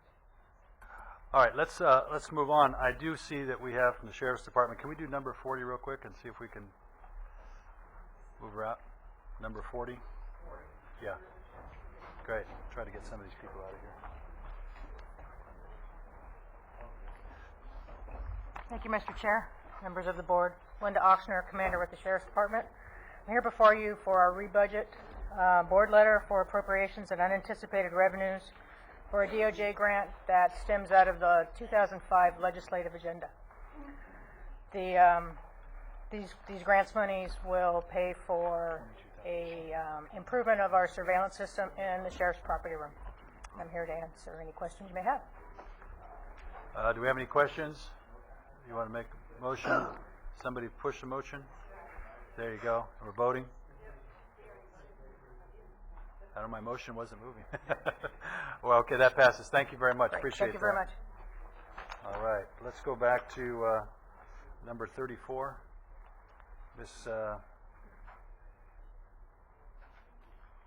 All right, number 34. Is that you, Marty? Oh, you got it? Oh, I'm sorry. I'm reading here, yeah. Oh, you've got that. Well, she can do her own. This is a very open group here. You might want to second. Yes, second it. Yeah, this is the contract. Your board announced your selection of a new county executive to replace your aging county executive. And this is, right, upgrading. I would expect that from Supervisor Flynn as opposed to anyway, it reflects the conversations that your board, or the direction you provided and carries forward on your action to hire Marty Robinson, effective, I believe, the 22nd. Wonderful. First March, of all, no, March. well, we have a, before we, if there are any comments here, we have a card on this. So, Mr. Williams? 34? Oh, I'm sorry, is this 34 wrong? Yeah, number 34. Yeah, you've already, what's our total? You already gave him 2? Give him a total of 3, right? Thank you. So I'm going to get my full 5 minutes? No, you only get 3, but you already had 2.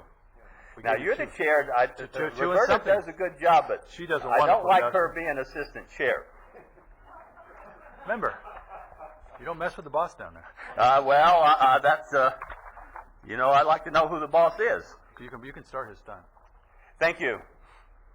I wanted to speak on this because I feel a little responsibility for making Mr. Johnson a $250,000 man.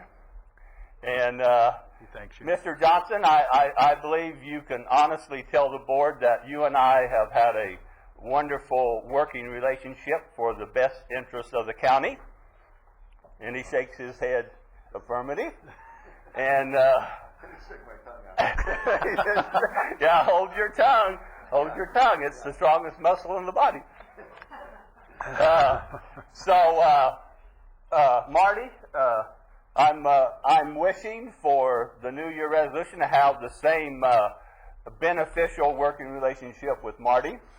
And they say that women make less money, and I believe she's coming in with a little bit less money than Johnny.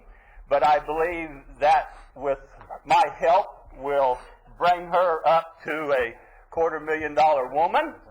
And Roberta nods in affirmative. So I'm pleased, and my heartfelt, sincere thanks to Mr. Johnson for his personality, and that personality that allowed him to open discussions with me and meetings with me, and for the good of the county. This wasn't just to meet and talk. This was for the good of the county. And Mr. Johnson, I think you've laid a foundation there that I will support with the new CEO, and I will remind people of that. And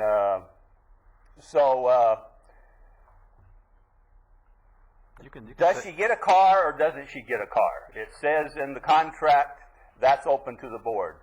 I would like to see her get the same car that Mr. Johnson gets.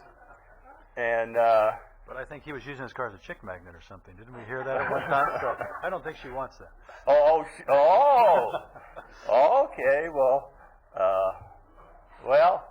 Okay. Well, I just want to welcome Marty aboard, and you can save your time. Huh? You can save your time for some other. Okay, I'll save my time. Okay. Thank you.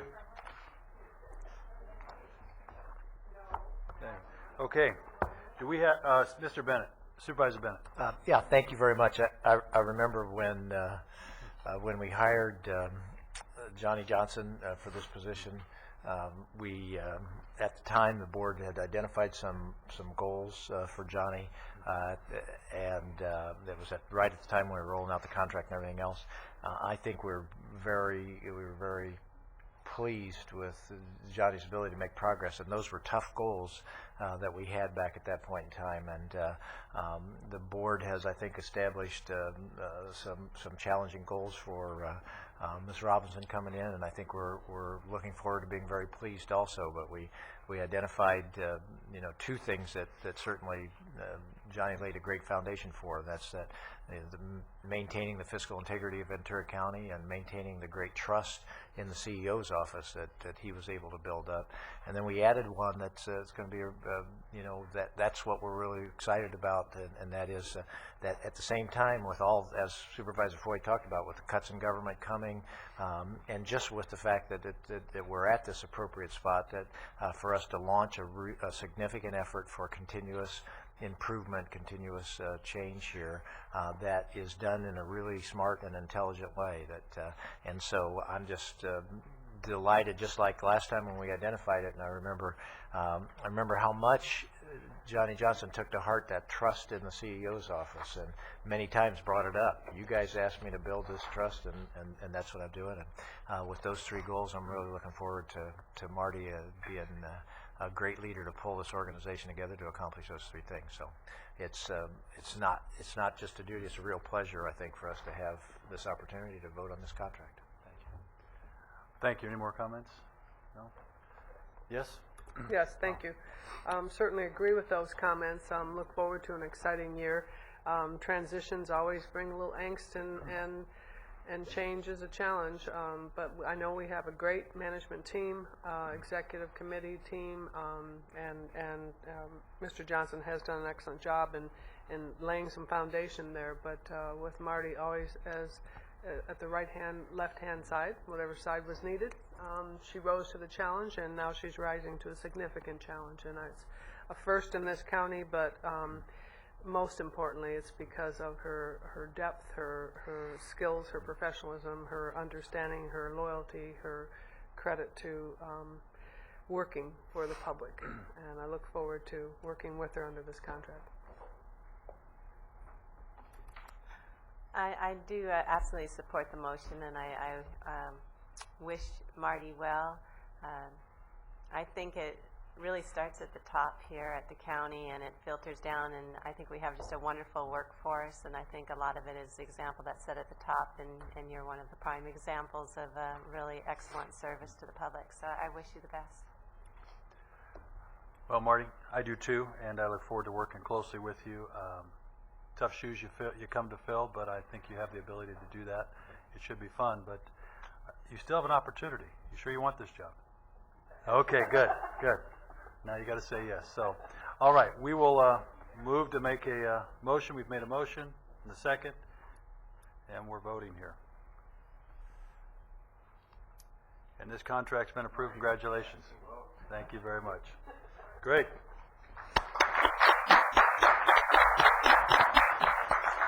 All right, you got to go back to work here. Yeah, that's back to work. Number 36. I'm sorry. 35. 35, I'm sorry. You were 34. Marty Robinson with the County Exec's Office. This will be a nice move in terms of cleaning up some of our commissions and joint powers agreements. The Caneo Substance Abuse Prevention Authority Joint Powers Agreement has been basically functionally defunct in that it is no longer in use. A new organization has arisen to take its place, and so today we're asking you to initiate the deconstruction of its legal entity status. And so we're asking your board today to approve the recommendations as a withdrawal from this JPA and to send the appropriate letter. Could we have a motion and a second? I'd like to make a quick comment. It's just great. I know part of this whole thing, looking at commissions and everything else, it's an opportunity for us to find some things that need to be moved, and not everything in government, once it starts, has to go on forever. We can stop it. So that's wonderful. Appreciate that. If I may. Yes. I also support the motion. I'll second it even if I have the opportunity. I note that this was a JPA that has, as mentioned, is defunct, hasn't met, and formed another JPA as a result. But I look forward to next week's discussion of other committees. I know, for example, there's the Point Magoo Joint Use Authority that meets once a year for about 5 minutes, just to keep that authority going. And I look at some of these things if we really need to have some of these. But in this case, I think all the other parties are going to have to do the same thing too, because they certainly haven't been CSAPA for several years, and as a result of that, I think everybody needs to pull out the legal way, and this is our county doing that. Great. Good. So we have a motion and we're voting. Let's vote.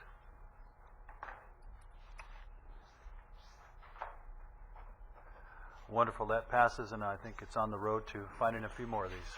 That's great. All right. Number 36.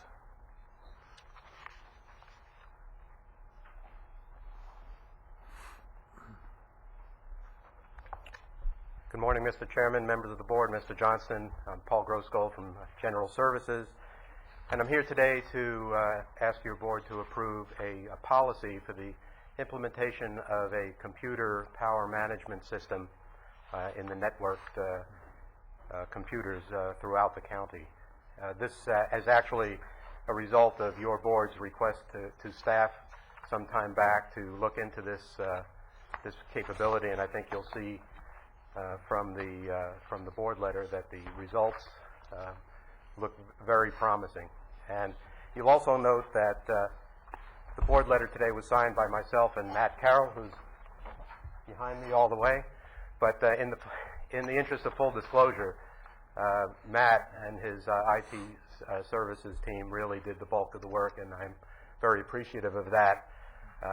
He was immediately very excited about getting to work on this, and has really done some great work in the pilot program. So quickly, with respect to background, the 15% is roughly the amount of energy that our computer systems, our network systems, consume, respective to our total budget, which is quite high. So it makes sense to try to reduce that energy usage and the associated greenhouse gas emissions. So the product that was chosen by the team was a product called Surveyor by Verdium. It has quite a pedigree, which you can read, but just briefly, this was developed in part by the Northwest Energy Efficiency Alliance. It's approved by utilities and power producers throughout North America, recognized by EPA as a Energy Star partner. It has premier partner status in the U.S. Department of Energy Rebuild America program, and it's also eligible for a $15 per workstation rebate that is available through Southern California Edison. So we're pretty confident, plus the fact that this software is in use in a number of very large organizations, that it will work as advertised. Not leaving that to chance, Matt's group, in coordination with the BTC, the Business Technology Committee, conducted a pilot program on 7 of the county agencies, including a couple of the largest, and the results that you can see in front of you were quite promising. 46% energy savings was what they actually measured in their pilot program. Now, included in that pilot program were the IT agency themselves, which is what Matt would call high power users. So what we will see through the rest of the county when it's implemented is yet to be seen. But one of the powerful parts of this program is that it does monitor on a real-time basis the amount of energy being used and saved through the program. The program the software will be funded by General Services, the utility budget, which will also accrue the benefits of the savings through the use of the software. Let's see if there's anything else here. So for risk mitigation, the testing has shown minimal operational impact. The technology, as I mentioned, is proven. There were several issues identified, and workarounds to those issues have been identified. If you have questions on those, I'm sure Matt will be able to answer those on the technical side of the house. And we're going to do a phased county-wide implementation to further reduce risk. Our implementation plan is to begin this February with monitoring only to establish a baseline, followed by the actual control implementations or settings that put the computers into a standby mode once a certain time period has elapsed that's part of the settings. Those settings are pushed centrally. The software is hosted, or the control is hosted on our central server by IT services. There will be some administrative oversight required by the part of each agency and department that runs these. The IT reps will be doing that. They'll be trained with Matt's help the GSA will lead that effort. And what I'm really asking for here today is that you approve the policy that's in the back of the board letter or attached to the board letter, which directs the implementation of this power management software throughout the county to reduce energy usage, reduce greenhouse gas emissions, reduce costs, and provide accurate PC network power utilization and verification of savings. All network PCs, including desktops and laptops, must be configured with the PC management software, and there are a number of standards that are listed in the policy, including the ability for GSA to issue exemptions if computers are experiencing difficulties. For example, if it's an emergency type system, for example, in the sheriff's office, we certainly do not want to interfere with those computers, and so we can exempt any computer systems that are having difficulties. We will look for workarounds first, but we certainly do not want to impact in a negative way the operation of our computer systems. And again, the pilot program has shown that this is essentially invisible to the operator, and it works just like some of the other settings we already have. You wiggle the mouse and the computer comes back to life, so it should be completely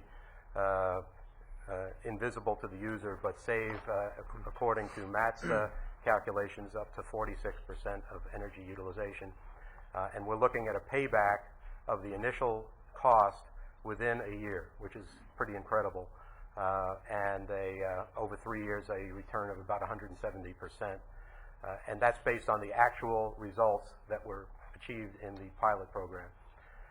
The numbers that you see in front of you on the board letter do not reflect the $15 per workstation rebate, which we are applying for, so I didn't count those chickens before they hatch, but we're pretty confident that we're going to receive that.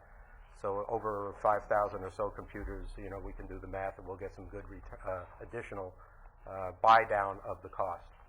So pending your questions, that is our recommendation here. That's good. Supervisor Bennett has a question? No, I don't have questions. I have comments, though. But, good. I mean, a 10-month payback and 171% return is a great project to sort of launch some of these efforts on, and there will be more, I know, of these efforts in terms of energy savings, greenhouse gas savings, and overall efficiencies as we move forward. It's very appropriate it comes right after Marty's contract being right here in front of us and stuff also. I just think, that's a great way for us to cut our teeth, and I just hope that the message just goes out that the county's heading this direction, and that we don't have resistance from departments and stuff, and that this may be a very good one to sort of begin that process and make sure that everybody's on board. I also want to compliment sort of the teamwork effort that went into this. You're working with Matt, and your budget's handling it, and you bring another level of review to it after Matt does his stuff there, and it makes me, from the standpoint of a policymaker, feel very comfortable that this is going to be implemented, and it's not going to have a lot of glitches with it as it goes forward. So my compliments to both of you as this goes forward. Thank you. I'd like to make the motion. Okay. We have Supervisor Flynn wants to speak. Yes, I want to commend you too. Going back to the debates at the national level, there doesn't seem to be any plan at all on energy savings at the national level. And some of the candidates have spoken a little bit about it. But here we are at the local level, moving ahead even without that kind of leadership. And so I want to commend you, and both of you. And one of the things I learned during the interview process is how cooperation and working together, and here we have it, can really produce rewards for the taxpayers of Ventura County. So I want to commend you for that leadership, and you too. Supervisor Parks? Yes, I'd like to second the motion, and then also laud you for doing this. I know it says that 15% of the total energy in the county is our computers. And I think if that's what it is for industry-wide, that it's also happening in our homes too. And I would encourage us as people who live in homes as residents, we definitely need to do it at home. Everyone's got computers these days, and I would think that eventually what you're going to have are computers that are coming out of the marketplace that already have this in them, because it makes so much sense. So, good job, and I think you'll be coming back with us and letting us know about the success. I look forward to that. That's great. And I would say that getting a return that quickly, I think we've been talking about how we can save money and do it, and that's great. We just put a little extra pressure on Matt that every time we do this, we always have to get this done in a year's return, right? Within a year we'll pay this. The bar's high now. Anyway, congratulations, good stuff. Let's go ahead and vote. Or you, Supervisor Bennett? Just a quick comment. I mean, even if we weren't making a savings, if this was just neutral, it'd be worth it from a climate change perspective. And then to have this on top of that, it's just a great add. I just want to make sure the record shows, and I think it does, I mistakenly hit no on my vote and withdrew that vote, and it worked, right? It looked like you came up and voted. Great. Thank you very much. Appreciate that.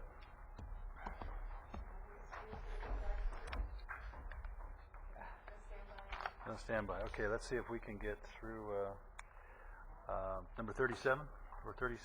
Yeah. Yeah, Mr. Chair.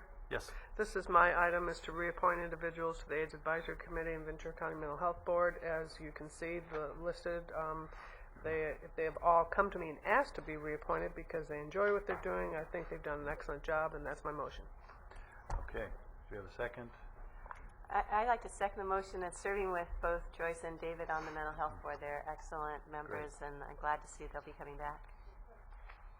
Wonderful. We'll vote.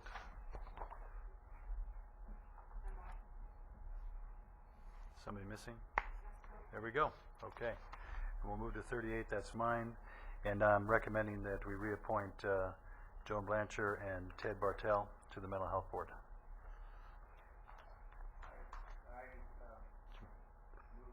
Okay. Go ahead. I'll second it. Yeah. And we'll vote. Just say they're both outstanding members. Good. Thank you. Thank you. Okay. And Supervisor Parks for Yes, 39. I would like to ask that the board approve my recommendation of Dr. Michael Golub. He's a pediatrician from Thousand Oaks to be on one of the at-large seats on the Community Commission of Ventura County, as well as the first 5 county commission. So that's my motion. Okay. A second, and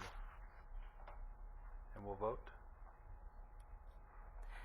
If I might add, I think what I hope Dr. Golub will bring will be some attention to some of the special needs children, and looking at how we might be able to do more for them with First 5 funding, and also particularly with autism, that we have such a large number of children now born with autism, that we really need to address that, I think, more than we have been.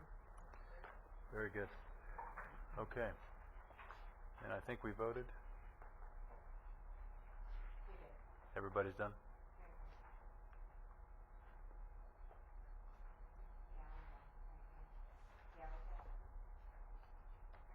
There we go. Okay. That's great. Move on. We'll move on to our correspondence agenda. Major motion. Somebody second? I can't see who second. Okay, great. Supervisor Flynn second. We'll vote.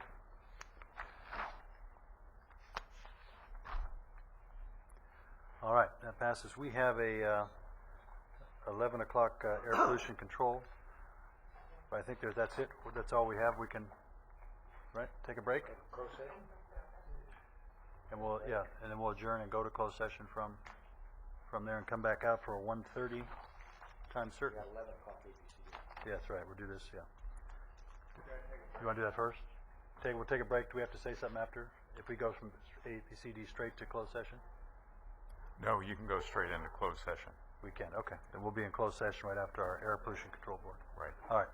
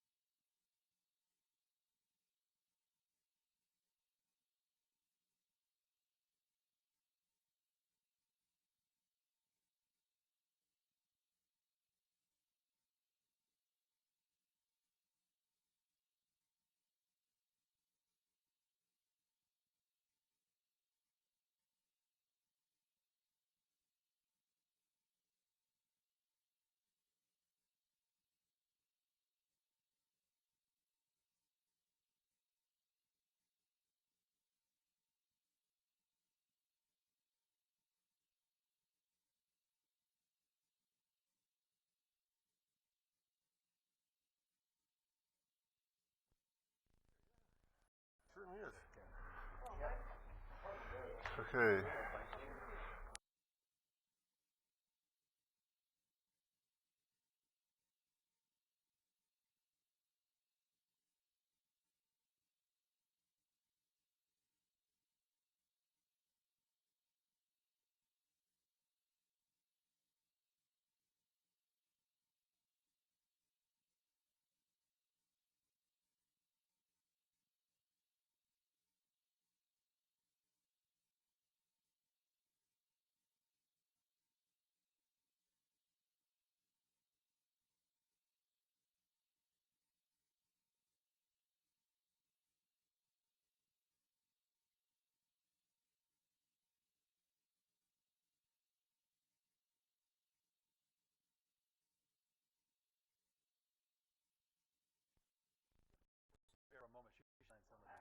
All right. I'm ready to go. We're going to come back into session. We are going to be on number 33, a review of our boards and commissions we're starting here today. Okay, our first one. Roberta, did we hand out that information? Hello. Hello, good afternoon, Chair Foy. Can you pull the mic so we can hear you? Good, thank you. Good afternoon, Chair Foy, honorable board members, and Mr. Johnston. My name is Linda Lee. I'm with the County Executive Office. The item before you is a follow-up to the 2007 Board Summary Report. In February of last year, your board requested a review of the boards, commissions, districts, and committees to which your board appoints public participants, and that summary report was presented to you in October. Your board requested that staff schedule appointments to meet with the commission members for further information. So today's presentation, is that better?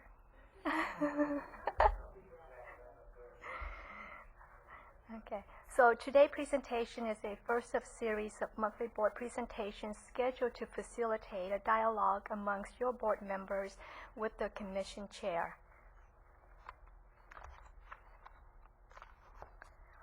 Each commission chair is invited to speak before your board.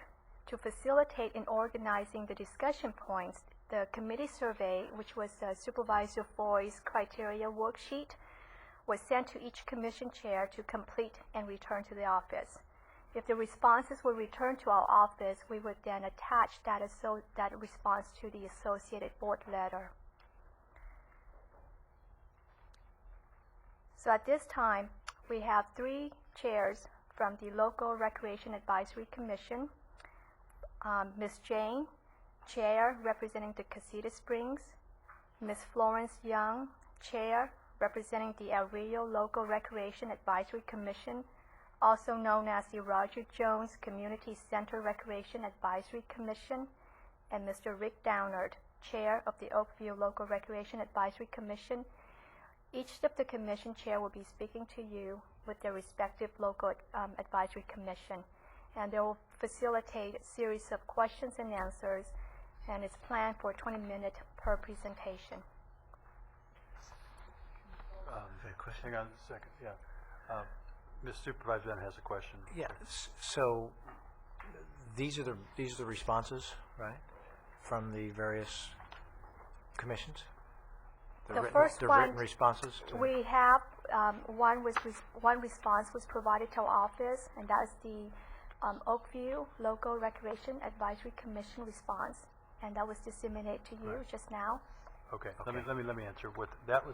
What you received is what came out of our office, which was some of the information, the questionnaire that was sent to them, right, and answers to some of the questions that were asked, plus the original part that the CEO's office had put in there, which was this. So you'd have some information on. Okay. On that. I guess my question and strong suggestion for the future is this is much more valuable to come out on Thursday. Well, yes, to but get ready for this. if for some reason it didn't work out that way, it's supposed to be attached to the board letter that we'll receive so you'll have it for 3 or 4 days in advance. Okay, all right. And that's what it'll be. All right, so in the future Okay. we'll get these Yes. things in advance. So did we have the Oakview one already? Did the CEO's office have it in advance? Yes. And just not get it We attached? received that, and it was not on time to attach that to the board letter, so it was presented to the board today. Thank you. Now, it's very important to get these so we can review them. Right, no question. That was the whole thing, is that we went through, and there was, as you know, the CEO's office put together about 3,000 pages of information. And what we've done is gone through each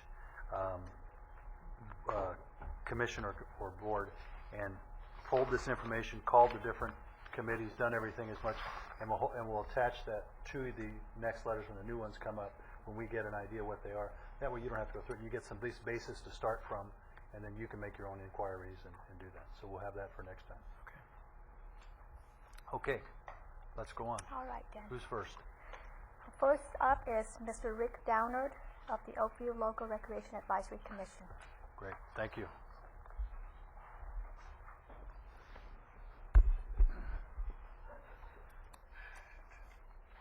Ladies and gentlemen of the board, Mr. Johnson, I am the current chair of the Oakview Recreation Commission. We have 6 acting members that are very active in our commission. We were established in 1978 by the Board of Supervisors. Our commission meets monthly, with the exception of being dark in July and December. We feel that we are a very important part of the Oakview area. We are a big asset, I feel, and my fellow commission members feel, that we are there for the community to present their ideas, or to try to present their ideas, if valuable, to the Parks Department or to the supervisors, so that we kind of fell in as the middle, so that you don't get a lot of baloney from them. And we can iron things out, plus present beneficial ideas and work with the public any way that we can. We've, in the last year, we've made several recommendations as far as security, safety. We've gotten a new playground. The commission itself is installed at their expense new flooring in the entryway to upgrade our building to make it look nicer. The county parks has painted and done some outside work for us to bring us up to date, and we're getting nothing but positive information from the community on how well things look and how well things work. The playground equipment that was replaced was picked by, the new equipment was picked by us, and it's to what we felt would work for the community best. The old equipment was the old wood type, full of splinters, which should have been taken out a long time ago. Parks Department, under our recommendation, has installed fencing to where we used to have a lot of troubles in the back of nighttime, kids coming in and back in the Little League fields tearing things up, and a lot of vandalism since our recommendations for that, where we close that off in the back. Now we're not having the tagging, we're not having the destruction, and the community feels safer just in general. So those are some of the things we do that as we come to the meeting. We work with all of the groups that have recreation for the kids in the areas, and welcome any input. Try to make recommendations for changes or adapt policies to better the youth in the area. And I feel it's a very, very, very critical thing that we do that. The cost to the county is very minimal, except for the county employee that comes to our meetings. All of the volunteers are non-paid. We're strictly a volunteer group.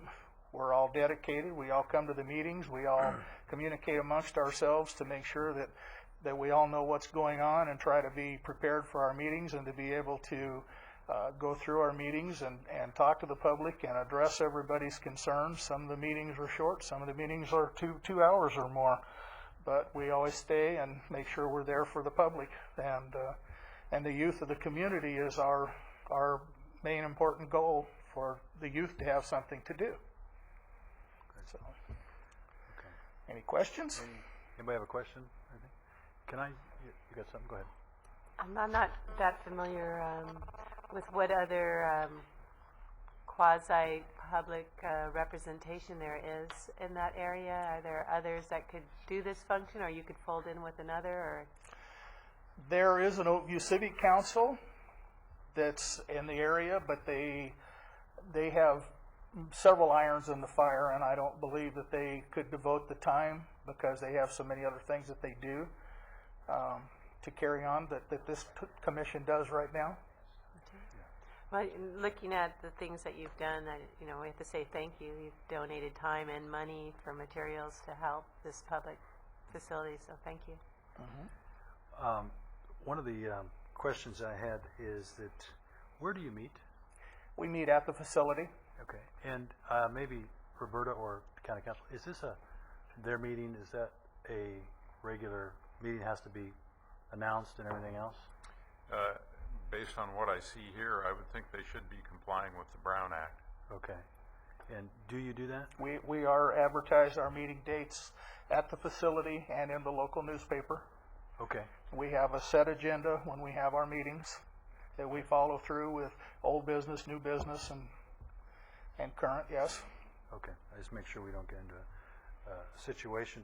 One of the things is we had some of this information that had gone, I think it's back to GSA, and we had asked a question, is there a need to continue, need for meetings? GSA feels staff that the facility reporting, that what the commission does could be accomplished by GSA staff who are on site. Is that something that you would say is true?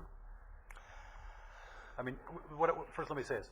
We don't want to take away from what you already do. We appreciate that. No, I understand. Our goal is, in this whole thing, is to look at things that were set up 10, 20, 30 years ago, 40 years and longer, is are we duplicating things that somebody else could already do? Or, because we are spending a little bit of money, we're taking your time and all the other people's time, and if GSA through their Parks Department or whatever else can handle it, it may be something that we should be doing that, be more effective and efficient, and save our taxpayers some money. We have on site a camp host that's responsible for some of the maintenance of the facilities and for taking reservations and making sure everything's in compliance with usage of the facilities. But that's a part-time position, and I think that that's time well spent, and all of their time's well spent. One of the things that I think that we do as a help to the GSA department is that with our meetings, and we meet with the public, we get to filter out some of the things that we can answer questions and take out of the loop, because there's a lot of silly questions, there's a lot of silly ideas, and I think that we save a lot of time by being able to go through those things and take that off. We're also available at having this established meeting at an established time. We're available to where everyone has a general time where they can come to a meeting and can give their responses or questions and ideas as to things in the neighborhood or in the general area or the facility itself. So, okay. Do I think we could eliminate? No, I don't. Okay. One more, and I'll let Supervisor Bennett talk here. Is GSA also said that they feel that the commission could be a complete voluntary group without staffing and could meet less frequently, without having a staff from GSA. Is that something that could happen? You do it without one of their own staff? Because as you put, I think there was a number here, $1,400 is probably the cost, but if you put the staffing cost of somebody being there for a couple hours, like you said, on a regular basis, if we put real total cost, we're spending a lot more than $1,400.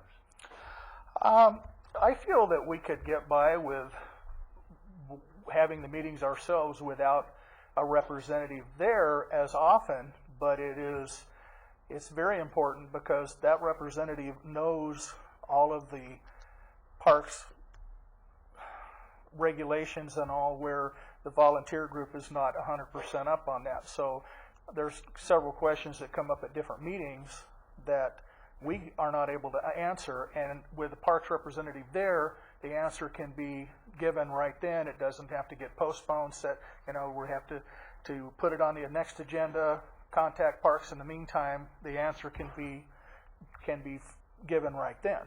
Okay, great, thank you. Supervisor Bennett?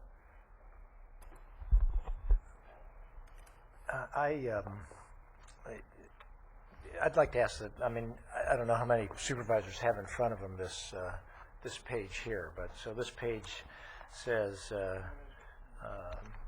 suggested criteria worksheet. And it says, have the goals of the board and commission been met? Yes. Is there a continuing need for meetings? No. GSA staff feels that the facilities reporting what the commission does could be accomplished by GSA staff who are on site. So the GSA staff is saying that they don't think there's. And then can the board commission meet less frequently and continue to accomplish? Yes, GSA staff feels that this commission could be a volunteer group without staffing and could meet less frequently. I would just like to suggest to all the supervisors, if this information was coming to you right now about a group in your district, it was about Oakview MAC or any committee in your district, and you're receiving this right now, and GSA has communicated this to one supervisor and not to all the rest of us, and I'm reading about it at this point in time, I think it's just a completely unfair situation to try to put us in. Well, Eric, let me just say something in that. We weren't trying to do that. We were hoping that this would all get to you, would be attached to the board letter. You have 3 or 4 days. You could have called GSA, and that's what we're hoping going forward. We're going to talk about that after. Well, and I want to be very clear. We had a very clear discussion when you brought this item forward about going forward, and you said you volunteered to ramrod this, and the board said no, it should be run through the CEO's office specifically for this reason. Because what's happened is the GSA has communicated some information about a group that's in my district to your office before they communicated to my office or to anybody else. And the board was very clear. This should be a CEO-run thing. Any one supervisor could be just specifically, there was no misintention here, sure. But just because it can cause this kind of misunderstanding. And I want to go on record right now as saying this needs to be run by the CEO's office, and all the supervisors are brought into this thing equally. Supervisors can pick up, and ask all the questions they want and be as assertive as they want. But this doesn't work, as we get to more and more of these things, I would guarantee you that this has got to be accurately run that way, and GSA should not be communicating some information to one supervisor about of this nature without making sure that the supervisor whose district this is in is not being informed about it at all. So I feel like I'm at a disadvantage to deal with this. I haven't had any time to think about it, any time to talk to community members about it. I'm sure, Rick, are you aware that this recommendation was in here? No, not the information from GSA. So it just makes it. I'm not sure it's a real efficient use of our time from that standpoint. I do want to ask one question. It says, do these meetings achieve quorum on average of less than 70% of the time? Do you achieve a quorum? And I want GSA to confirm this too. This would be a big question I'd ask. We have in the past year, I would say I can only recollect one meeting that we haven't had a quorum.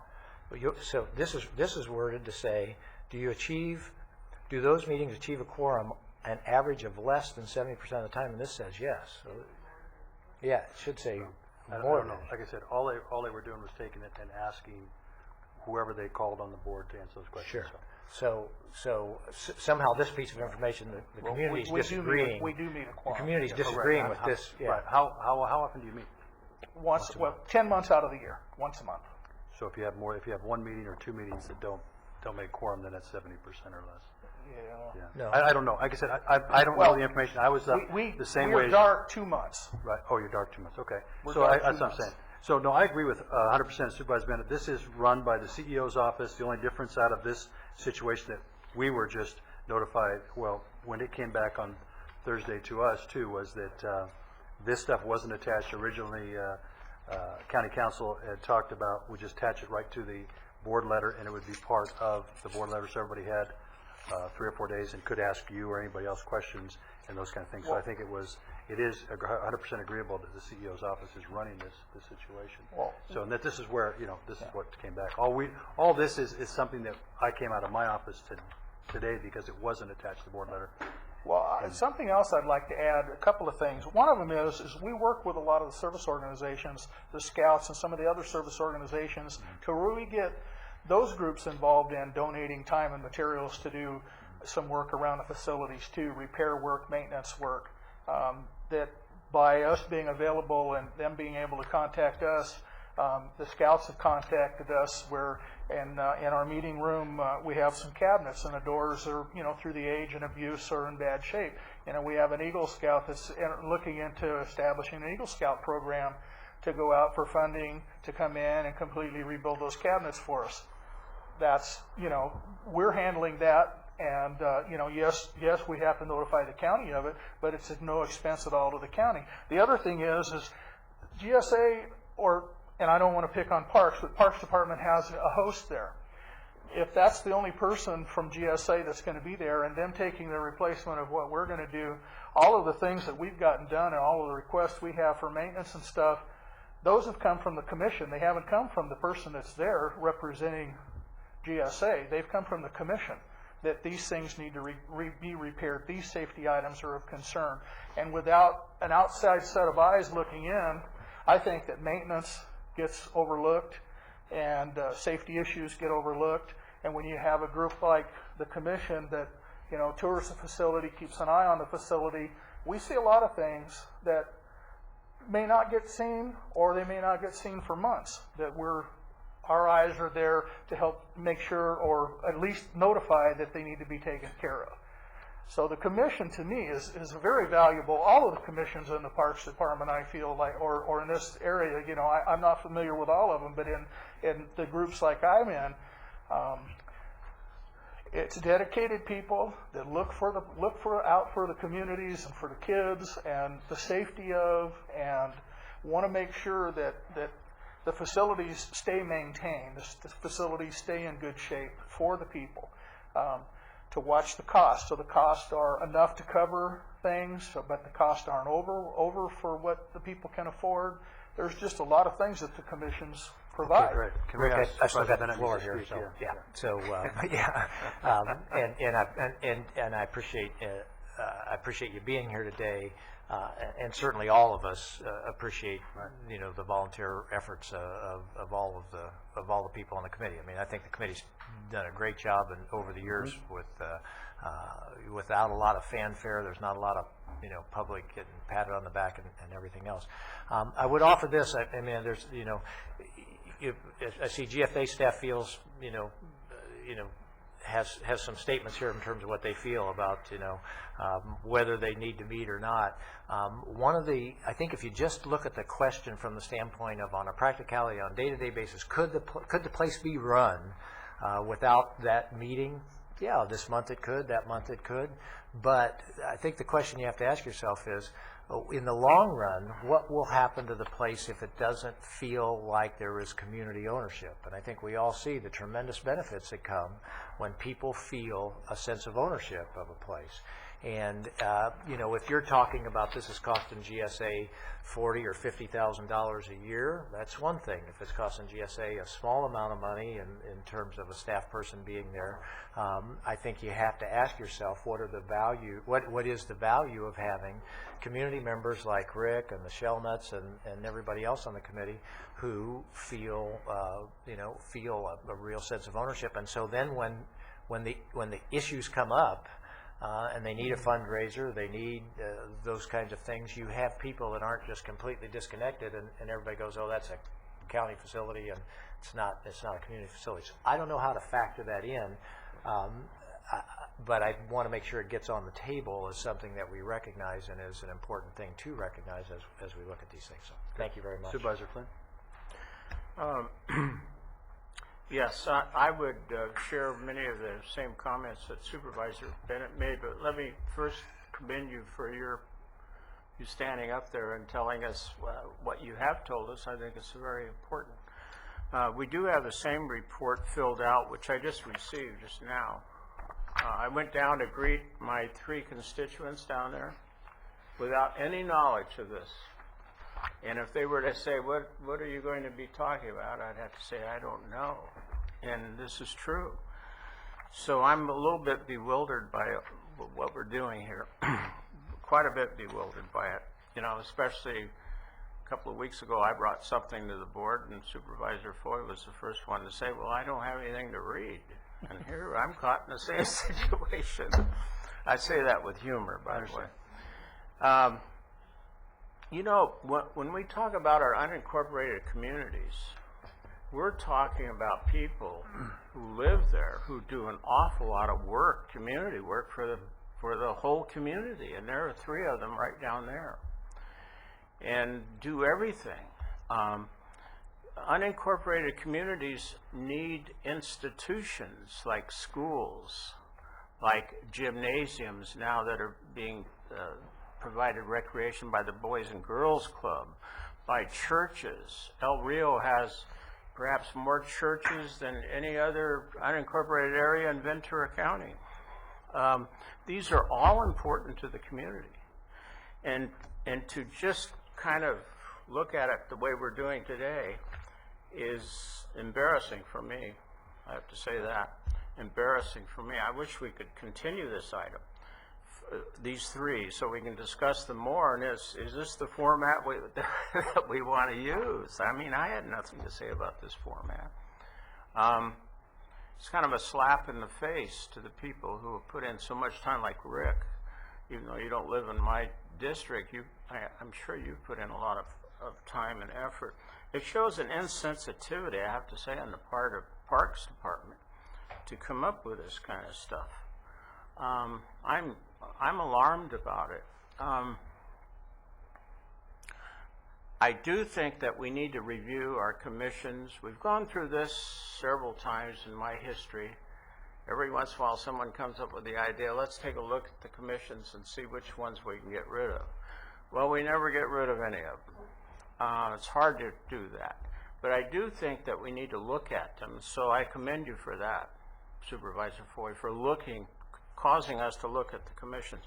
But this is the wrong way to do it. I have to say that. I hope we can get CEO staff back into looking at the format we're using here and how we're communicating with the public, with my 3 constituents and all the others here today from, I think, Casitas and Oak Park, right? Oakview and Casita Springs. And so I thank you for coming, but I'm at a loss here. My good friend John and I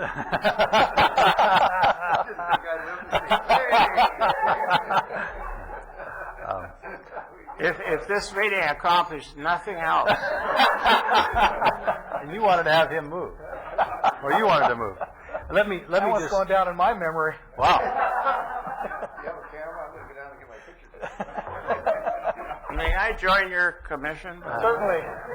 Certainly. it does miracles. We can recommend it, though, Mr. Plan. Let me just say that I appreciate the comments. One of the things that we're doing here was, I guess I'm looking at commissions as an opportunity. These people have done a tremendous job out in their community.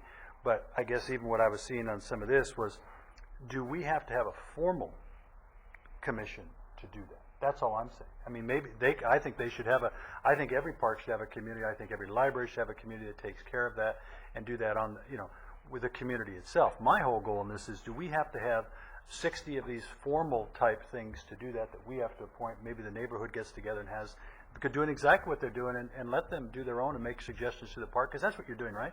You're making suggestions to the park district on what you see, and because I agree 100% on what Supervisor Bennett said, that and Supervisor Flynn, that being in the community, you see, you have the eyes, you take ownership of that. I think it's true. I'm just looking at it from the standpoint, do we have to have a formal thing that we're appointing and doing, that we have Brown Act issues that we have to be responsible for, and those are the kind of things that I'm looking at. I mean, even GSA said it feels very strong that the commission could be very much a voluntary group, exactly what you're currently doing without us being appointed by the board. That's where I'm coming from, because I agree. Even if we did say we don't like not to have it appointed by the board, I still think you should have a group that takes care of your parks and your community. People should take ownership of what goes on in their own communities. So I don't want us to think that we were saying that we want to stop doing it. I think you're 100% right. I'm just saying, as a board, do we want to do something like that? Maybe originally we said, let's put this in, let's get the community involved in their local parks, and then we didn't put a sunset clause on it and said, let the board back out and let the people take responsibility for themselves. And I think that's where I was coming from in that. And I think I agree that maybe this situation here, it was my idea, hey, it was given to them, let's do it. Hopefully information is supposed to be attached like any board letter, all the information. People have time to look at it, time to call back their constituents in the different boards and ask them the questions. What do you think about some of these questions, or any other questions they have? So I hope that we understand. I hope you understand where I'm coming from in this. I just want to see if we can, if the county itself can back out of some of this, these things, and not have the burden of having to appoint people at the same time, the responsibility of Brown Act. But I don't want to take away community ownership by the people who live in those communities. So. I'll throw something into the mix with that real quick. With a set commission and a somewhat established authority, when people come to the meetings, this is one of the issues that I said, by having that somewhat authority from the board, we're able to resolve probably 50% or more of the issues that come up and take that away from everybody having to go to respond to the county. So I think that, if you take away that little bit of authority, people are not going to look at when they have bitches and complaints, they're just going to start complaining to the county, whether they're unfounded or founded or not. And by having the commission as it is, I feel that we do, exert some of that capacity to where we can absolve a lot of issues. And there's a lot of really childish things that come to the meetings. Well, good. Okay. Supervisor Bennett has a comment. Yeah, I mean, this is good. We're having a discussion because I hear your point of view, and I think part of it you're talking about is that we don't have to appoint them. Yeah. The question would be, how do they get appointed? I mean, I could see some great Donnybrooks taking place in the community if it's, who is going to do that, one. Two, I think Rick hit the nail on the head. The people who have concerns about how a county facility is operating are going to go someplace. They're either going to, so the time we take to appoint commissioners, we have to realize if we don't appoint those commissioners, we could have all of those community concerns that right now go to the commission coming to your supervisor's office. And you could actually be bogged down in, as you said, lots of things that they can solve. They can solve those things because they have some voice of authority because they've been appointed, by the supervisor. So keep that in mind as you're trying to weigh what's the economical thing. There's some economies of having a citizen advisory group out there sifting and filtering things before they come to a supervisor's office also. Thank you. Great. And one more thing, that's the other thing brings up my importance of having a representative from GSA there is the questions we can't answer or can't absolve. With having that representative there, then that takes out another 40% above, so we can just take care of almost all issues at that time. And there may be some efficiencies we can find in that, but okay, great. All right. Thank you very much. Thank you. Appreciate that. Thank you. You were going to say something? I had a question. I think we have a mistake in the way that one of these questions was answered regarding the quorum. Is that right? I would like to clarify the process of how the CEO go about putting these commissions together, and I think that will help understand the process better. What we did is that looking at the 63 boards, we review that there are supposedly 5 tracks to be reviewed by your board, and the tracks are the local recreation advisory, the federal state mandate, the local mandate commissions, the discretionary commissions, and then the independent commissions. So that's how we grouped and studying the various 63 boards.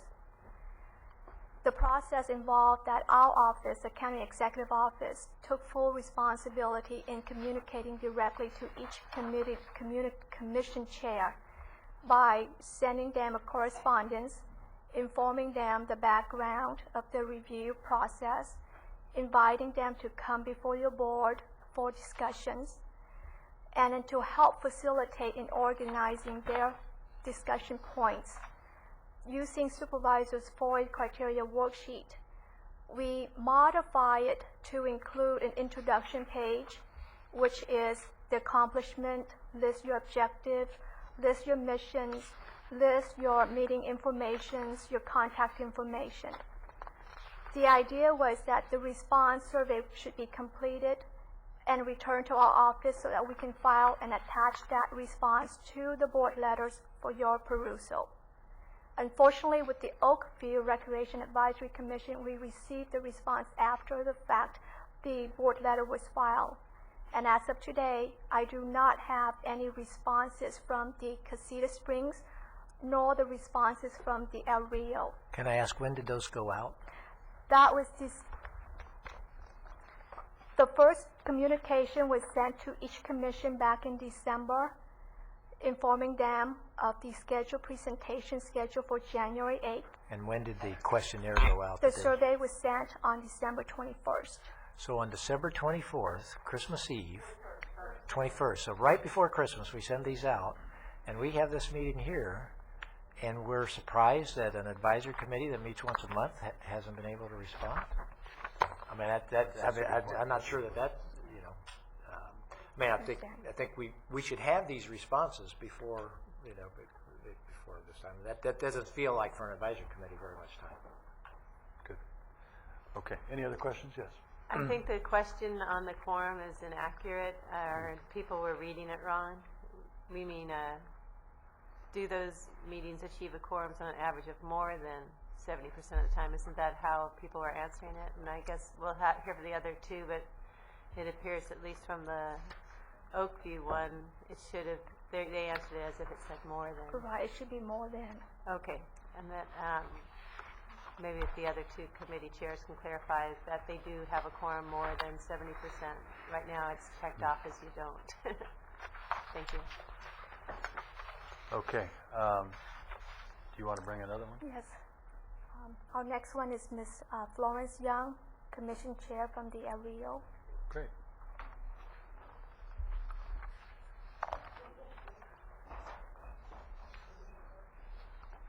Well, Mr. Chair. Yes. Well, Florence Young has come out. May I say that she is an outstanding chair. And when it comes to forums or anything like that, she would never conduct a meeting without a forum. So we're talking to one of Ventura County's premier chairs right here. Nice to meet you. What can I say?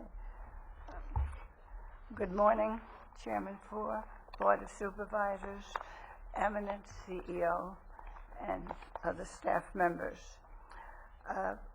Firstly, I want you to know and ask of you to be a little indulgent. I was notified, as the young lady Linda told you, I was notified of the form and the format on the about the 18th of December. I have a MAC meeting on the 20th, of which I am chair. On the 22nd, my daughter called Christmas, made many reservations, and told me be ready to go flying and be back the 8th. I told my daughter, please cancel. I just received a notice that there was going to be a meeting today.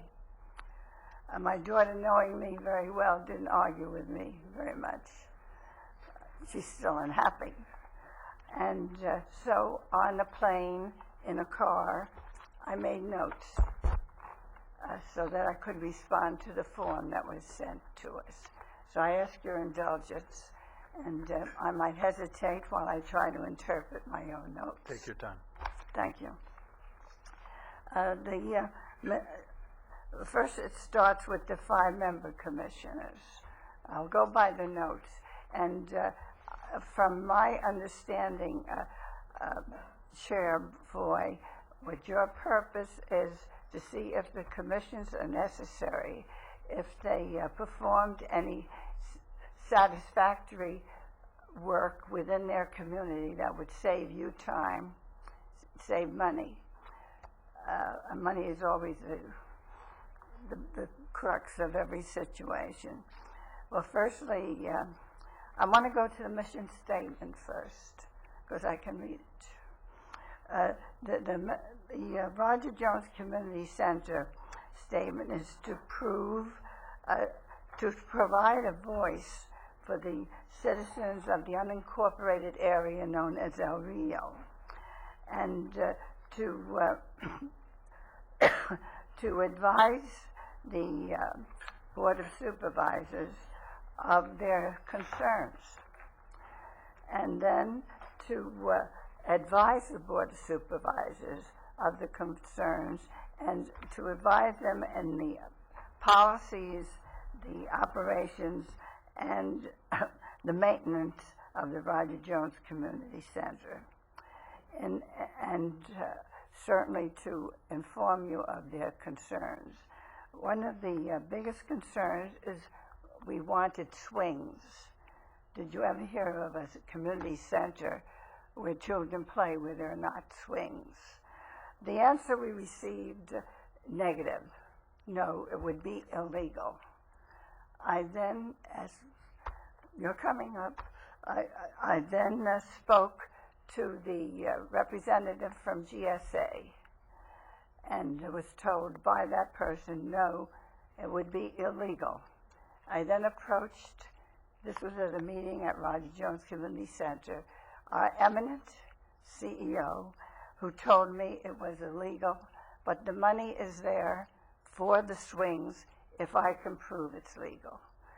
In that sense, being challenged, and with concurrence of the Roger Jones Commission and advising the staff from GSA, Pam, I approached an associate of mine, a architect, a landscape architect with all the degrees you want, and asked him as a favor to the commission and for the kids to look into the matter.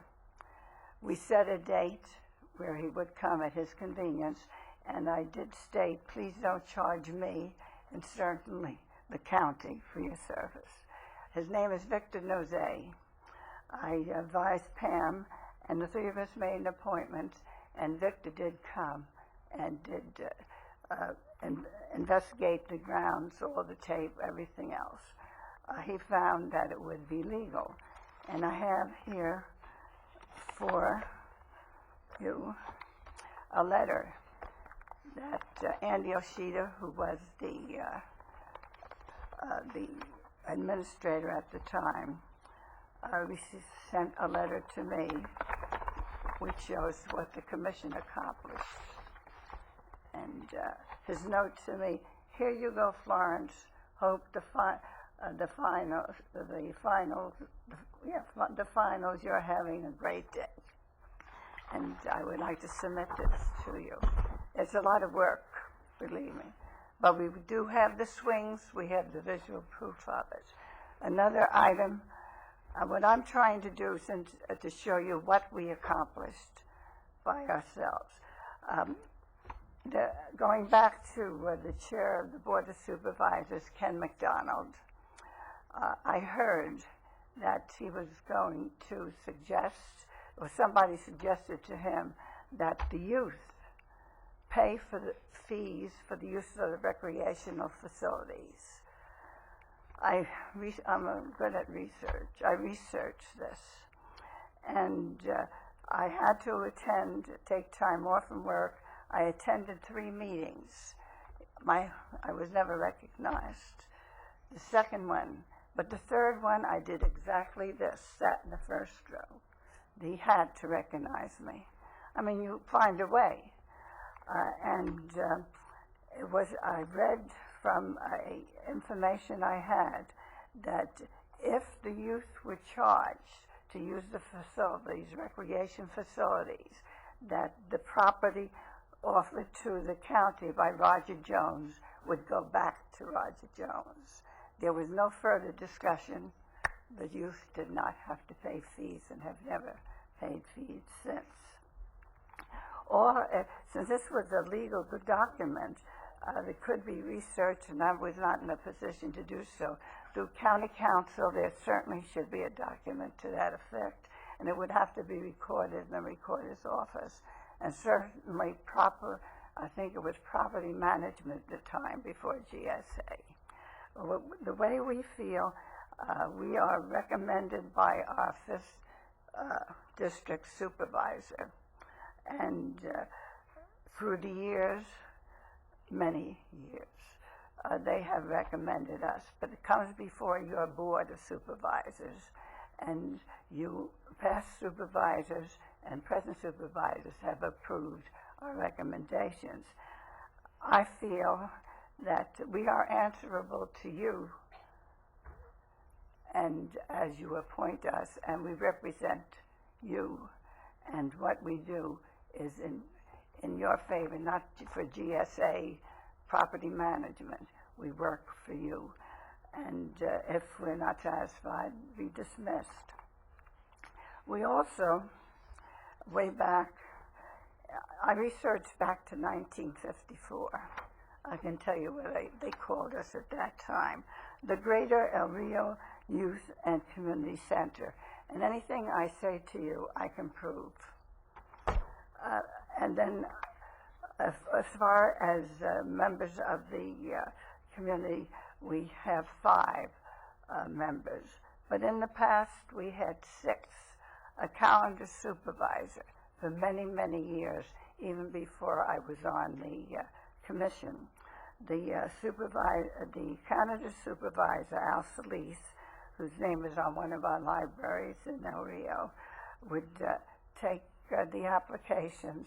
There was a criteria on who could use the Roger Jones Center, the building, and that he would bring the applications and the money. And then our treasurer, Ernest Almanza, would, at a meeting, the next meeting, have the money, have the applications, and review it with us, and then we would approve. Then Al Solis would bring the money over to the GSA, and then it was deposited in an account for Roger Jones Community Center. I had asked the former representative where this money went. What happened to the account? I have never received an answer, and that still bothers me. It did exist. They would then, and then when the calendar supervisor asked for reimbursement just for mileage, took care of everything else. I don't know who refused to give him. This is many, many years, and there were 2 other past calendar supervisors who did it without cost, and no problems whatsoever. The county refused his request and hired an employee, whether it was part-time or full-time, who would have all the benefits, retirement. And the way we know now who uses the center is through Pam. She brings to the meeting the list of who is using the center. There has been a time when we questioned the use of the center, and that's the only way this commission knows who uses the center, which is not according to Hoyle. Since we are responsible, we should have the authority to decide who uses the center and not wait for a listing and then question it, and then we approve it. But the person that reviewed the money and reviewed the applications was our treasurer, Ernie Almanza. Also, as far as Al Solis, who was the calendar supervisor, I have found a memo to show the faith and confidence they had in the man. This is dated June 22nd, 1988, from a supervisor, Susan Lacey. It is my understanding that the commissioners have agreed that Al Solis shall be permitted to use his own discretion in determining whether or not security guards will be required, when he is renting the center for special occasions, underlined, lasting for 3 hours or more. And another point of interest for this board of supervisors is that we do have a summer session for kids, and at one time the county was too poor to assist us, and we, the commissioners, contributed money for the kids that summer. We also have received donations from, I don't want to say liquor store, but for sodas for them and pizza from pizza parlors. Another point I want to make is that we we are not receiving any funds whatsoever and never intend to ask for any funds, only from the county. But it is only through our, I feel she's a liaison officer, bringing what we want for the people to you. And I feel we have the right to approach the Board of Supervisors and not go through an agency, which you can direct, as I see it, them to do something, but through you, not through what they want, through what you want, as insofar as all of our activities are concerned. If you give me a minute.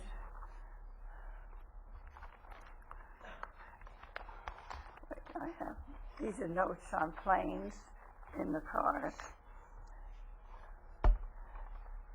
I also received last night the fax, which contained a form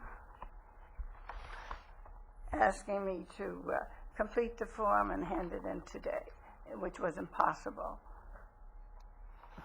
I was up to all night writing. We don't want you to do that. Oh, I would do it if I could, but I only had 3 hours sleep. But this came, one of my neighbors delivered it to me last night about 8 o'clock. But let's see if there's anything else.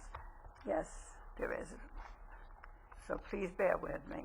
I would have had it more professional, but this was the best I could do. We appreciate you doing it. And because I really care. Okay. Our objectives are to oversee the use and enjoyment of the facility for citizens in El Rio. Excuse me, let me have some water. I have allergies, unfortunately. That's all I have. To study problems of special interest involving the local community and recommend to the Board of Supervisors the local citizens' evaluation of the best for the use of the facility. The achievements for January through December 2007, recommended and completed by the Parks Department under your direction. I would feel that you direct them to do that. You are the supervisors, which to me is it. The installation of new fencing on the street boundary of the playground, improved outside lighting and building and trees trimming, as requested by one of our commissioners who has the expertise in that type of work, and reviewed and recommended changes to the schedule, to the fee schedule for rental of the facility. And that depends upon our community, which is not in the upper brackets of money, and we take that into consideration. And then the summer recreation program with outdoor games, arts and crafts for youth 6 to 12 years of old was held 3 hours a day for 4 weeks, June 18th through July 13th. And I feel, and we are privileged, that our 5th district supervisors in the past and present recommended us to serve. And we also are honored that your board and past boards approved those recommendations. I'm open to any questions that you might have. Thank you very much. Is there any questions? You did a very thorough job. I have one. Sure. Is there another group like the MAC that could also do this function so we can see some consolidation of some of these committees? No, the MAC is came under a government code section, a Senate bill, and it has just exactly what we do, that on annexations, detachments. This is also, I follow the Robert's Rules of Order, in a not direct way, but we do use Robert Rules of Order, but not with the MAC. And we do post these things too. But you followed the Brown Act. What I mean, let's say if it were legal that you could combine or that the MAC could take over. I mean, that's just an example because, again, this isn't in my district. I'm just kind of asking this of everyone, I think. But if there's already an organized group of citizens that look out on behalf of residents there, if there might be an opportunity to do some combining, just in a sense to kind of streamline and also have that citizen representation. If it were legal, that's what I'm asking. No. Okay. No, and may I explain why? Okay. The people that are on the commission live in the area. I live, I hate to say it, over 50 years there. You know what they want. You live with them, play with them, fight with them, and come together with them. Now the MAC, we have different, where the MAC was sent out, if you want to know, it's very interesting. A supervisor, Jewett, that is going way, way back, called me in his office and told me about the Municipal Advisory Council. I asked him for a copy. I wanted to read it. It is a non-taxing agency, but each district within El Rio, Strickland, Milan, Vineyard Avenue, Vineyard Estates, got together. There was not an election, got together, and the people of each area nominated somebody to represent them. And it's on an entirely different matter. We can come before the Board of Supervisors. I've been before the City Council. And it's on annexations, the detachments, the Roger Jones matter, that type of thing, which is entirely, this is for the youth, for the people, and playing around and relaxing. It's an entirely different situation. It's interesting to hear because I think we have 4 MACs throughout the county, and each one I think kind of covers a different type of issue, different types of issues. For example, the one in Oak Park covers a whole range of everything from land use to landscaping to, so I don't know if there isn't that opportunity, but I understand your point about, the people that are in that particular area should be the ones that oversee that particular function. With the other, it's the bigger expanse of the county, how it affects all of us everywhere. Okay. Thank you I do for go before the City Council. Yes, they know me. Well, good. Thank you very much. I appreciate great information, some great history there, and thank you for all the hard work that you do and all the years you put into it. Well, if any time any one of you want to talk to me, Supervisor, my phone is 485-4688. I want you to educate me as well as I'm trying to inform you. Thank you. Supervisor Bennett has a comment. I just want to say thank you. You do a great job, as Supervisor Flynn said, and you did a great job today. Thank you very much. Thank you. The wee hours of the morning. Look what I could do in the day. Thank you very much. Great.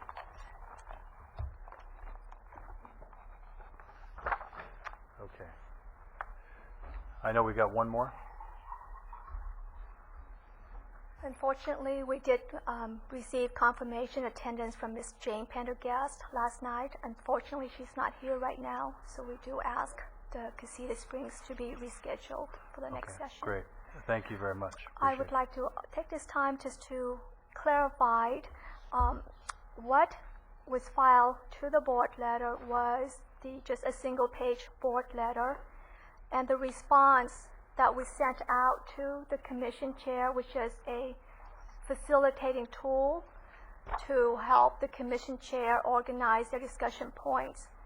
If the response came back on time for us to file the board letter, we would be attaching that to the board letter.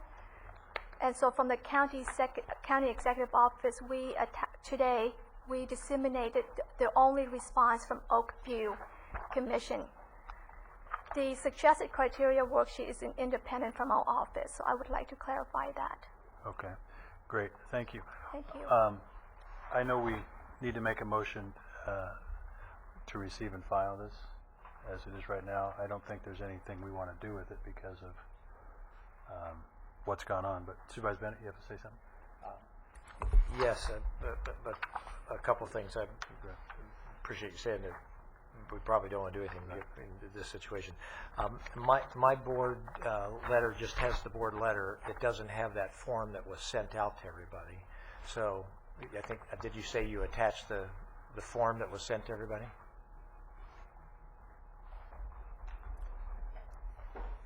Roberta just disseminated before this item to your boards the responses from the Oakview Commission, a template from Supervisor Foy's office that was circulated to your board last October, and just a single template from the County Executive Office of what was sent to each commission chair as a tool to facilitate the discussion points. It wasn't part of this board.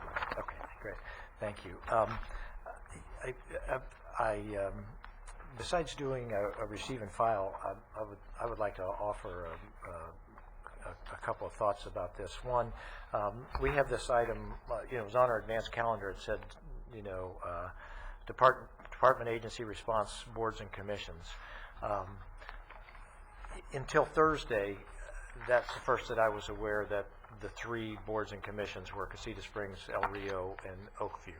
Now, apparently, some people knew that, which ones were coming today, but I certainly wasn't aware of that coming forward. I see that we have on our advanced calendar our next time to do this, I believe, is it March? I'm sorry, February 5th, right? I see it listed in there. I don't think this was a particularly good use of our time in terms of doing this. I also what I would like to request is that our February 5th 1:30 meeting, instead of us going over another set of these things at this point in time, that we sit down, we as a board have a more complete discussion about how do we want to do this. I'm not at all opposed to taking a look. You brought it up. I wasn't opposed at the time.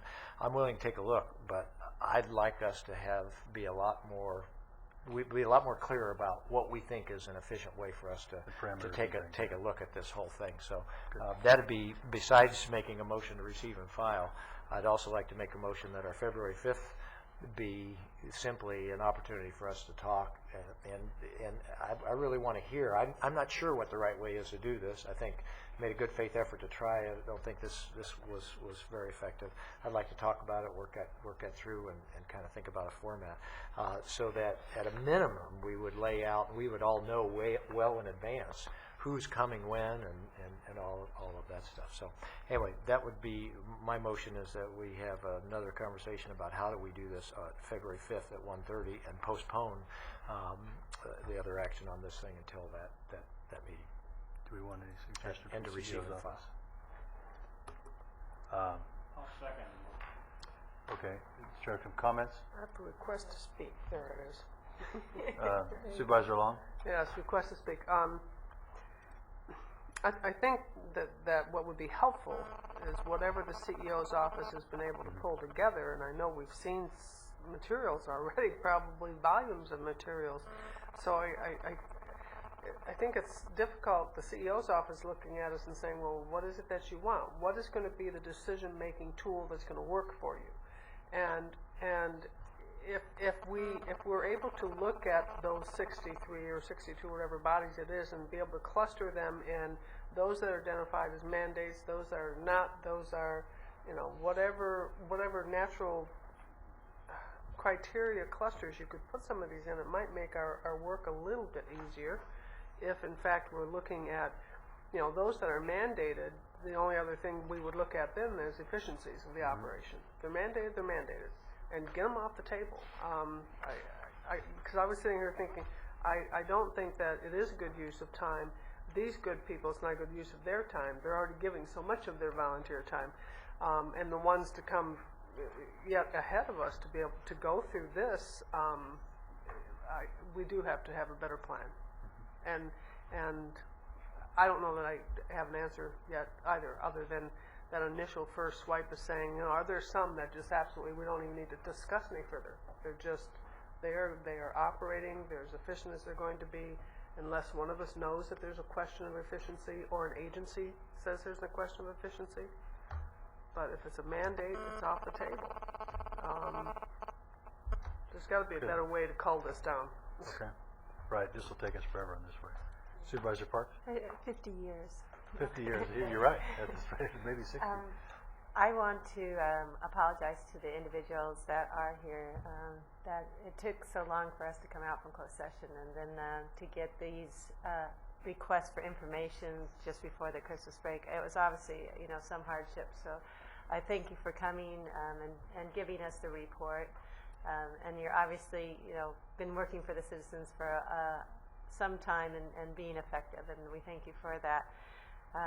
I think from what I understood from Kathy Lee, what we're looking at, Linda Lee, excuse me, she did say that it was broken up into, I think, 5 categories, and federal and state mandated are one section, but those aren't the ones that we're looking at now. So I think that, you know, staff's done a good job in terms of breaking out the commissions and committees. Got an excellent updated, you know, book on it and CD on it, which has been very helpful.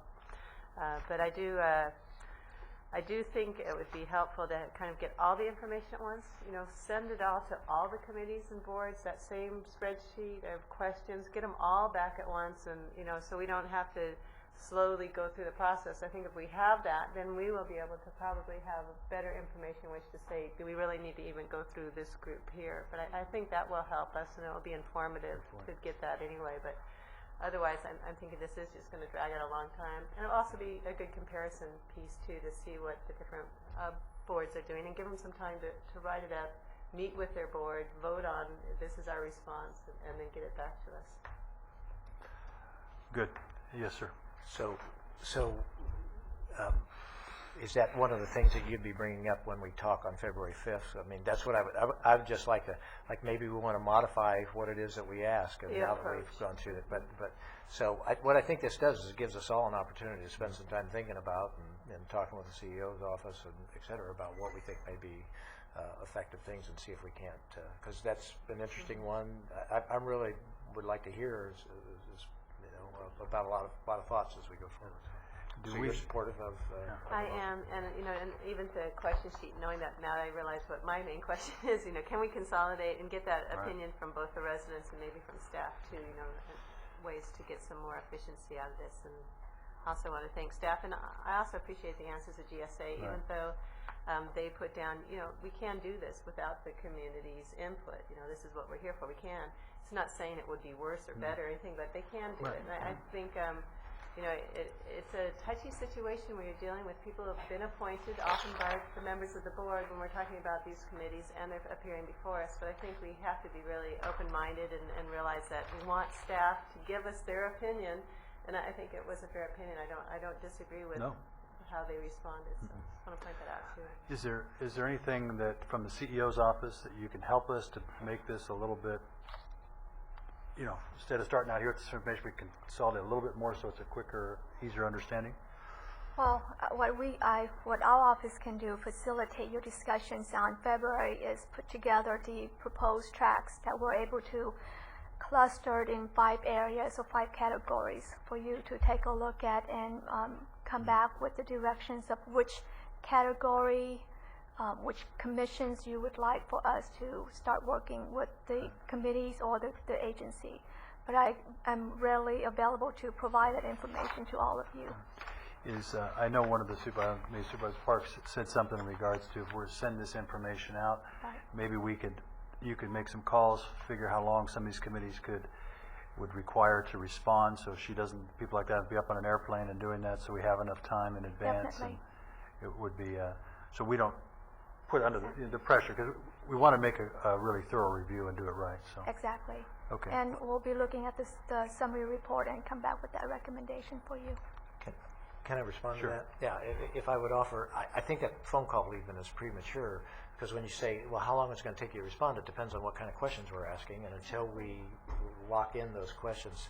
So I just think it's very good to get, you know, sort of this information, but I want to know, you know, particularly after this rolled out, I would want to because I think that's, you know, I mean, imagine calling Rick and saying, you know, how long would it take you to answer a questionnaire? We're not quite sure what the questionnaire is going to say yet. I don't think that's going to help us with our volunteer groups and stuff. One other thing, if I could just respond real quick, Supervisor Parks, I'm completely supportive of GSA. Any department, they're asked a question, they should answer it. It's just that there should be some sensitivity about if some people get it answered to and other people don't, who have a compelling political interest in the answer also. So it's how the answer was communicated. Right. I would just make a comment to Supervisor Parks. I don't want to be receiving something from staff right at the meeting where the staff is answering questions like this. I would want these in advance. I don't want them now, without any time at all to take a look at them.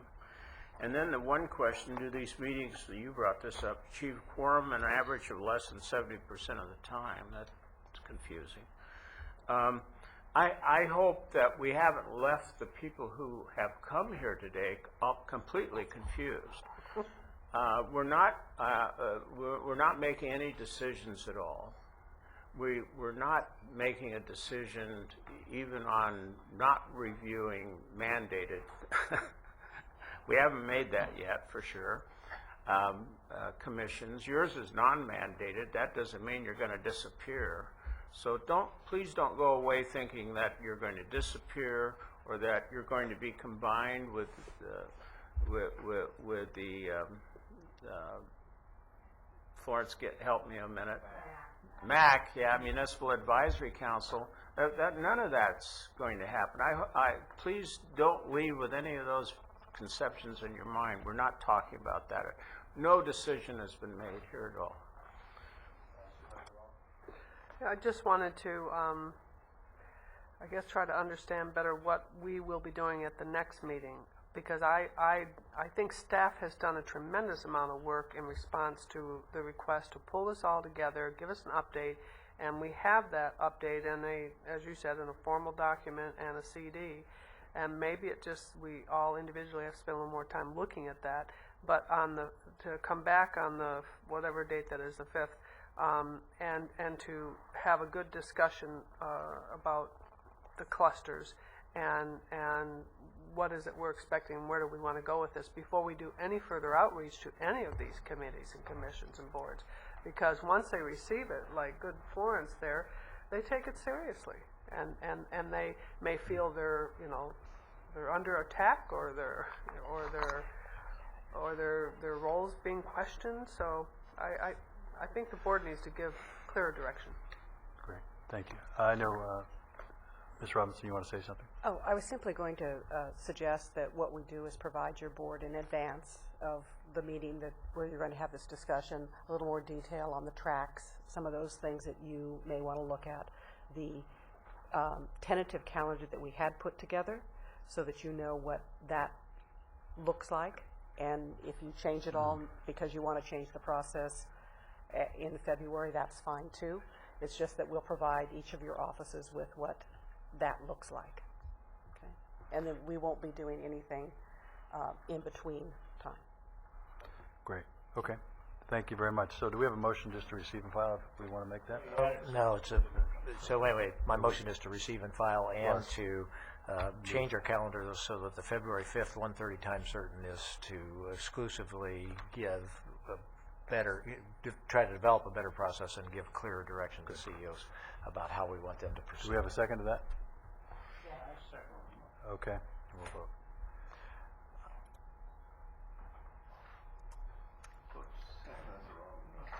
We still got the Roberti's still got. Some of us will be on there.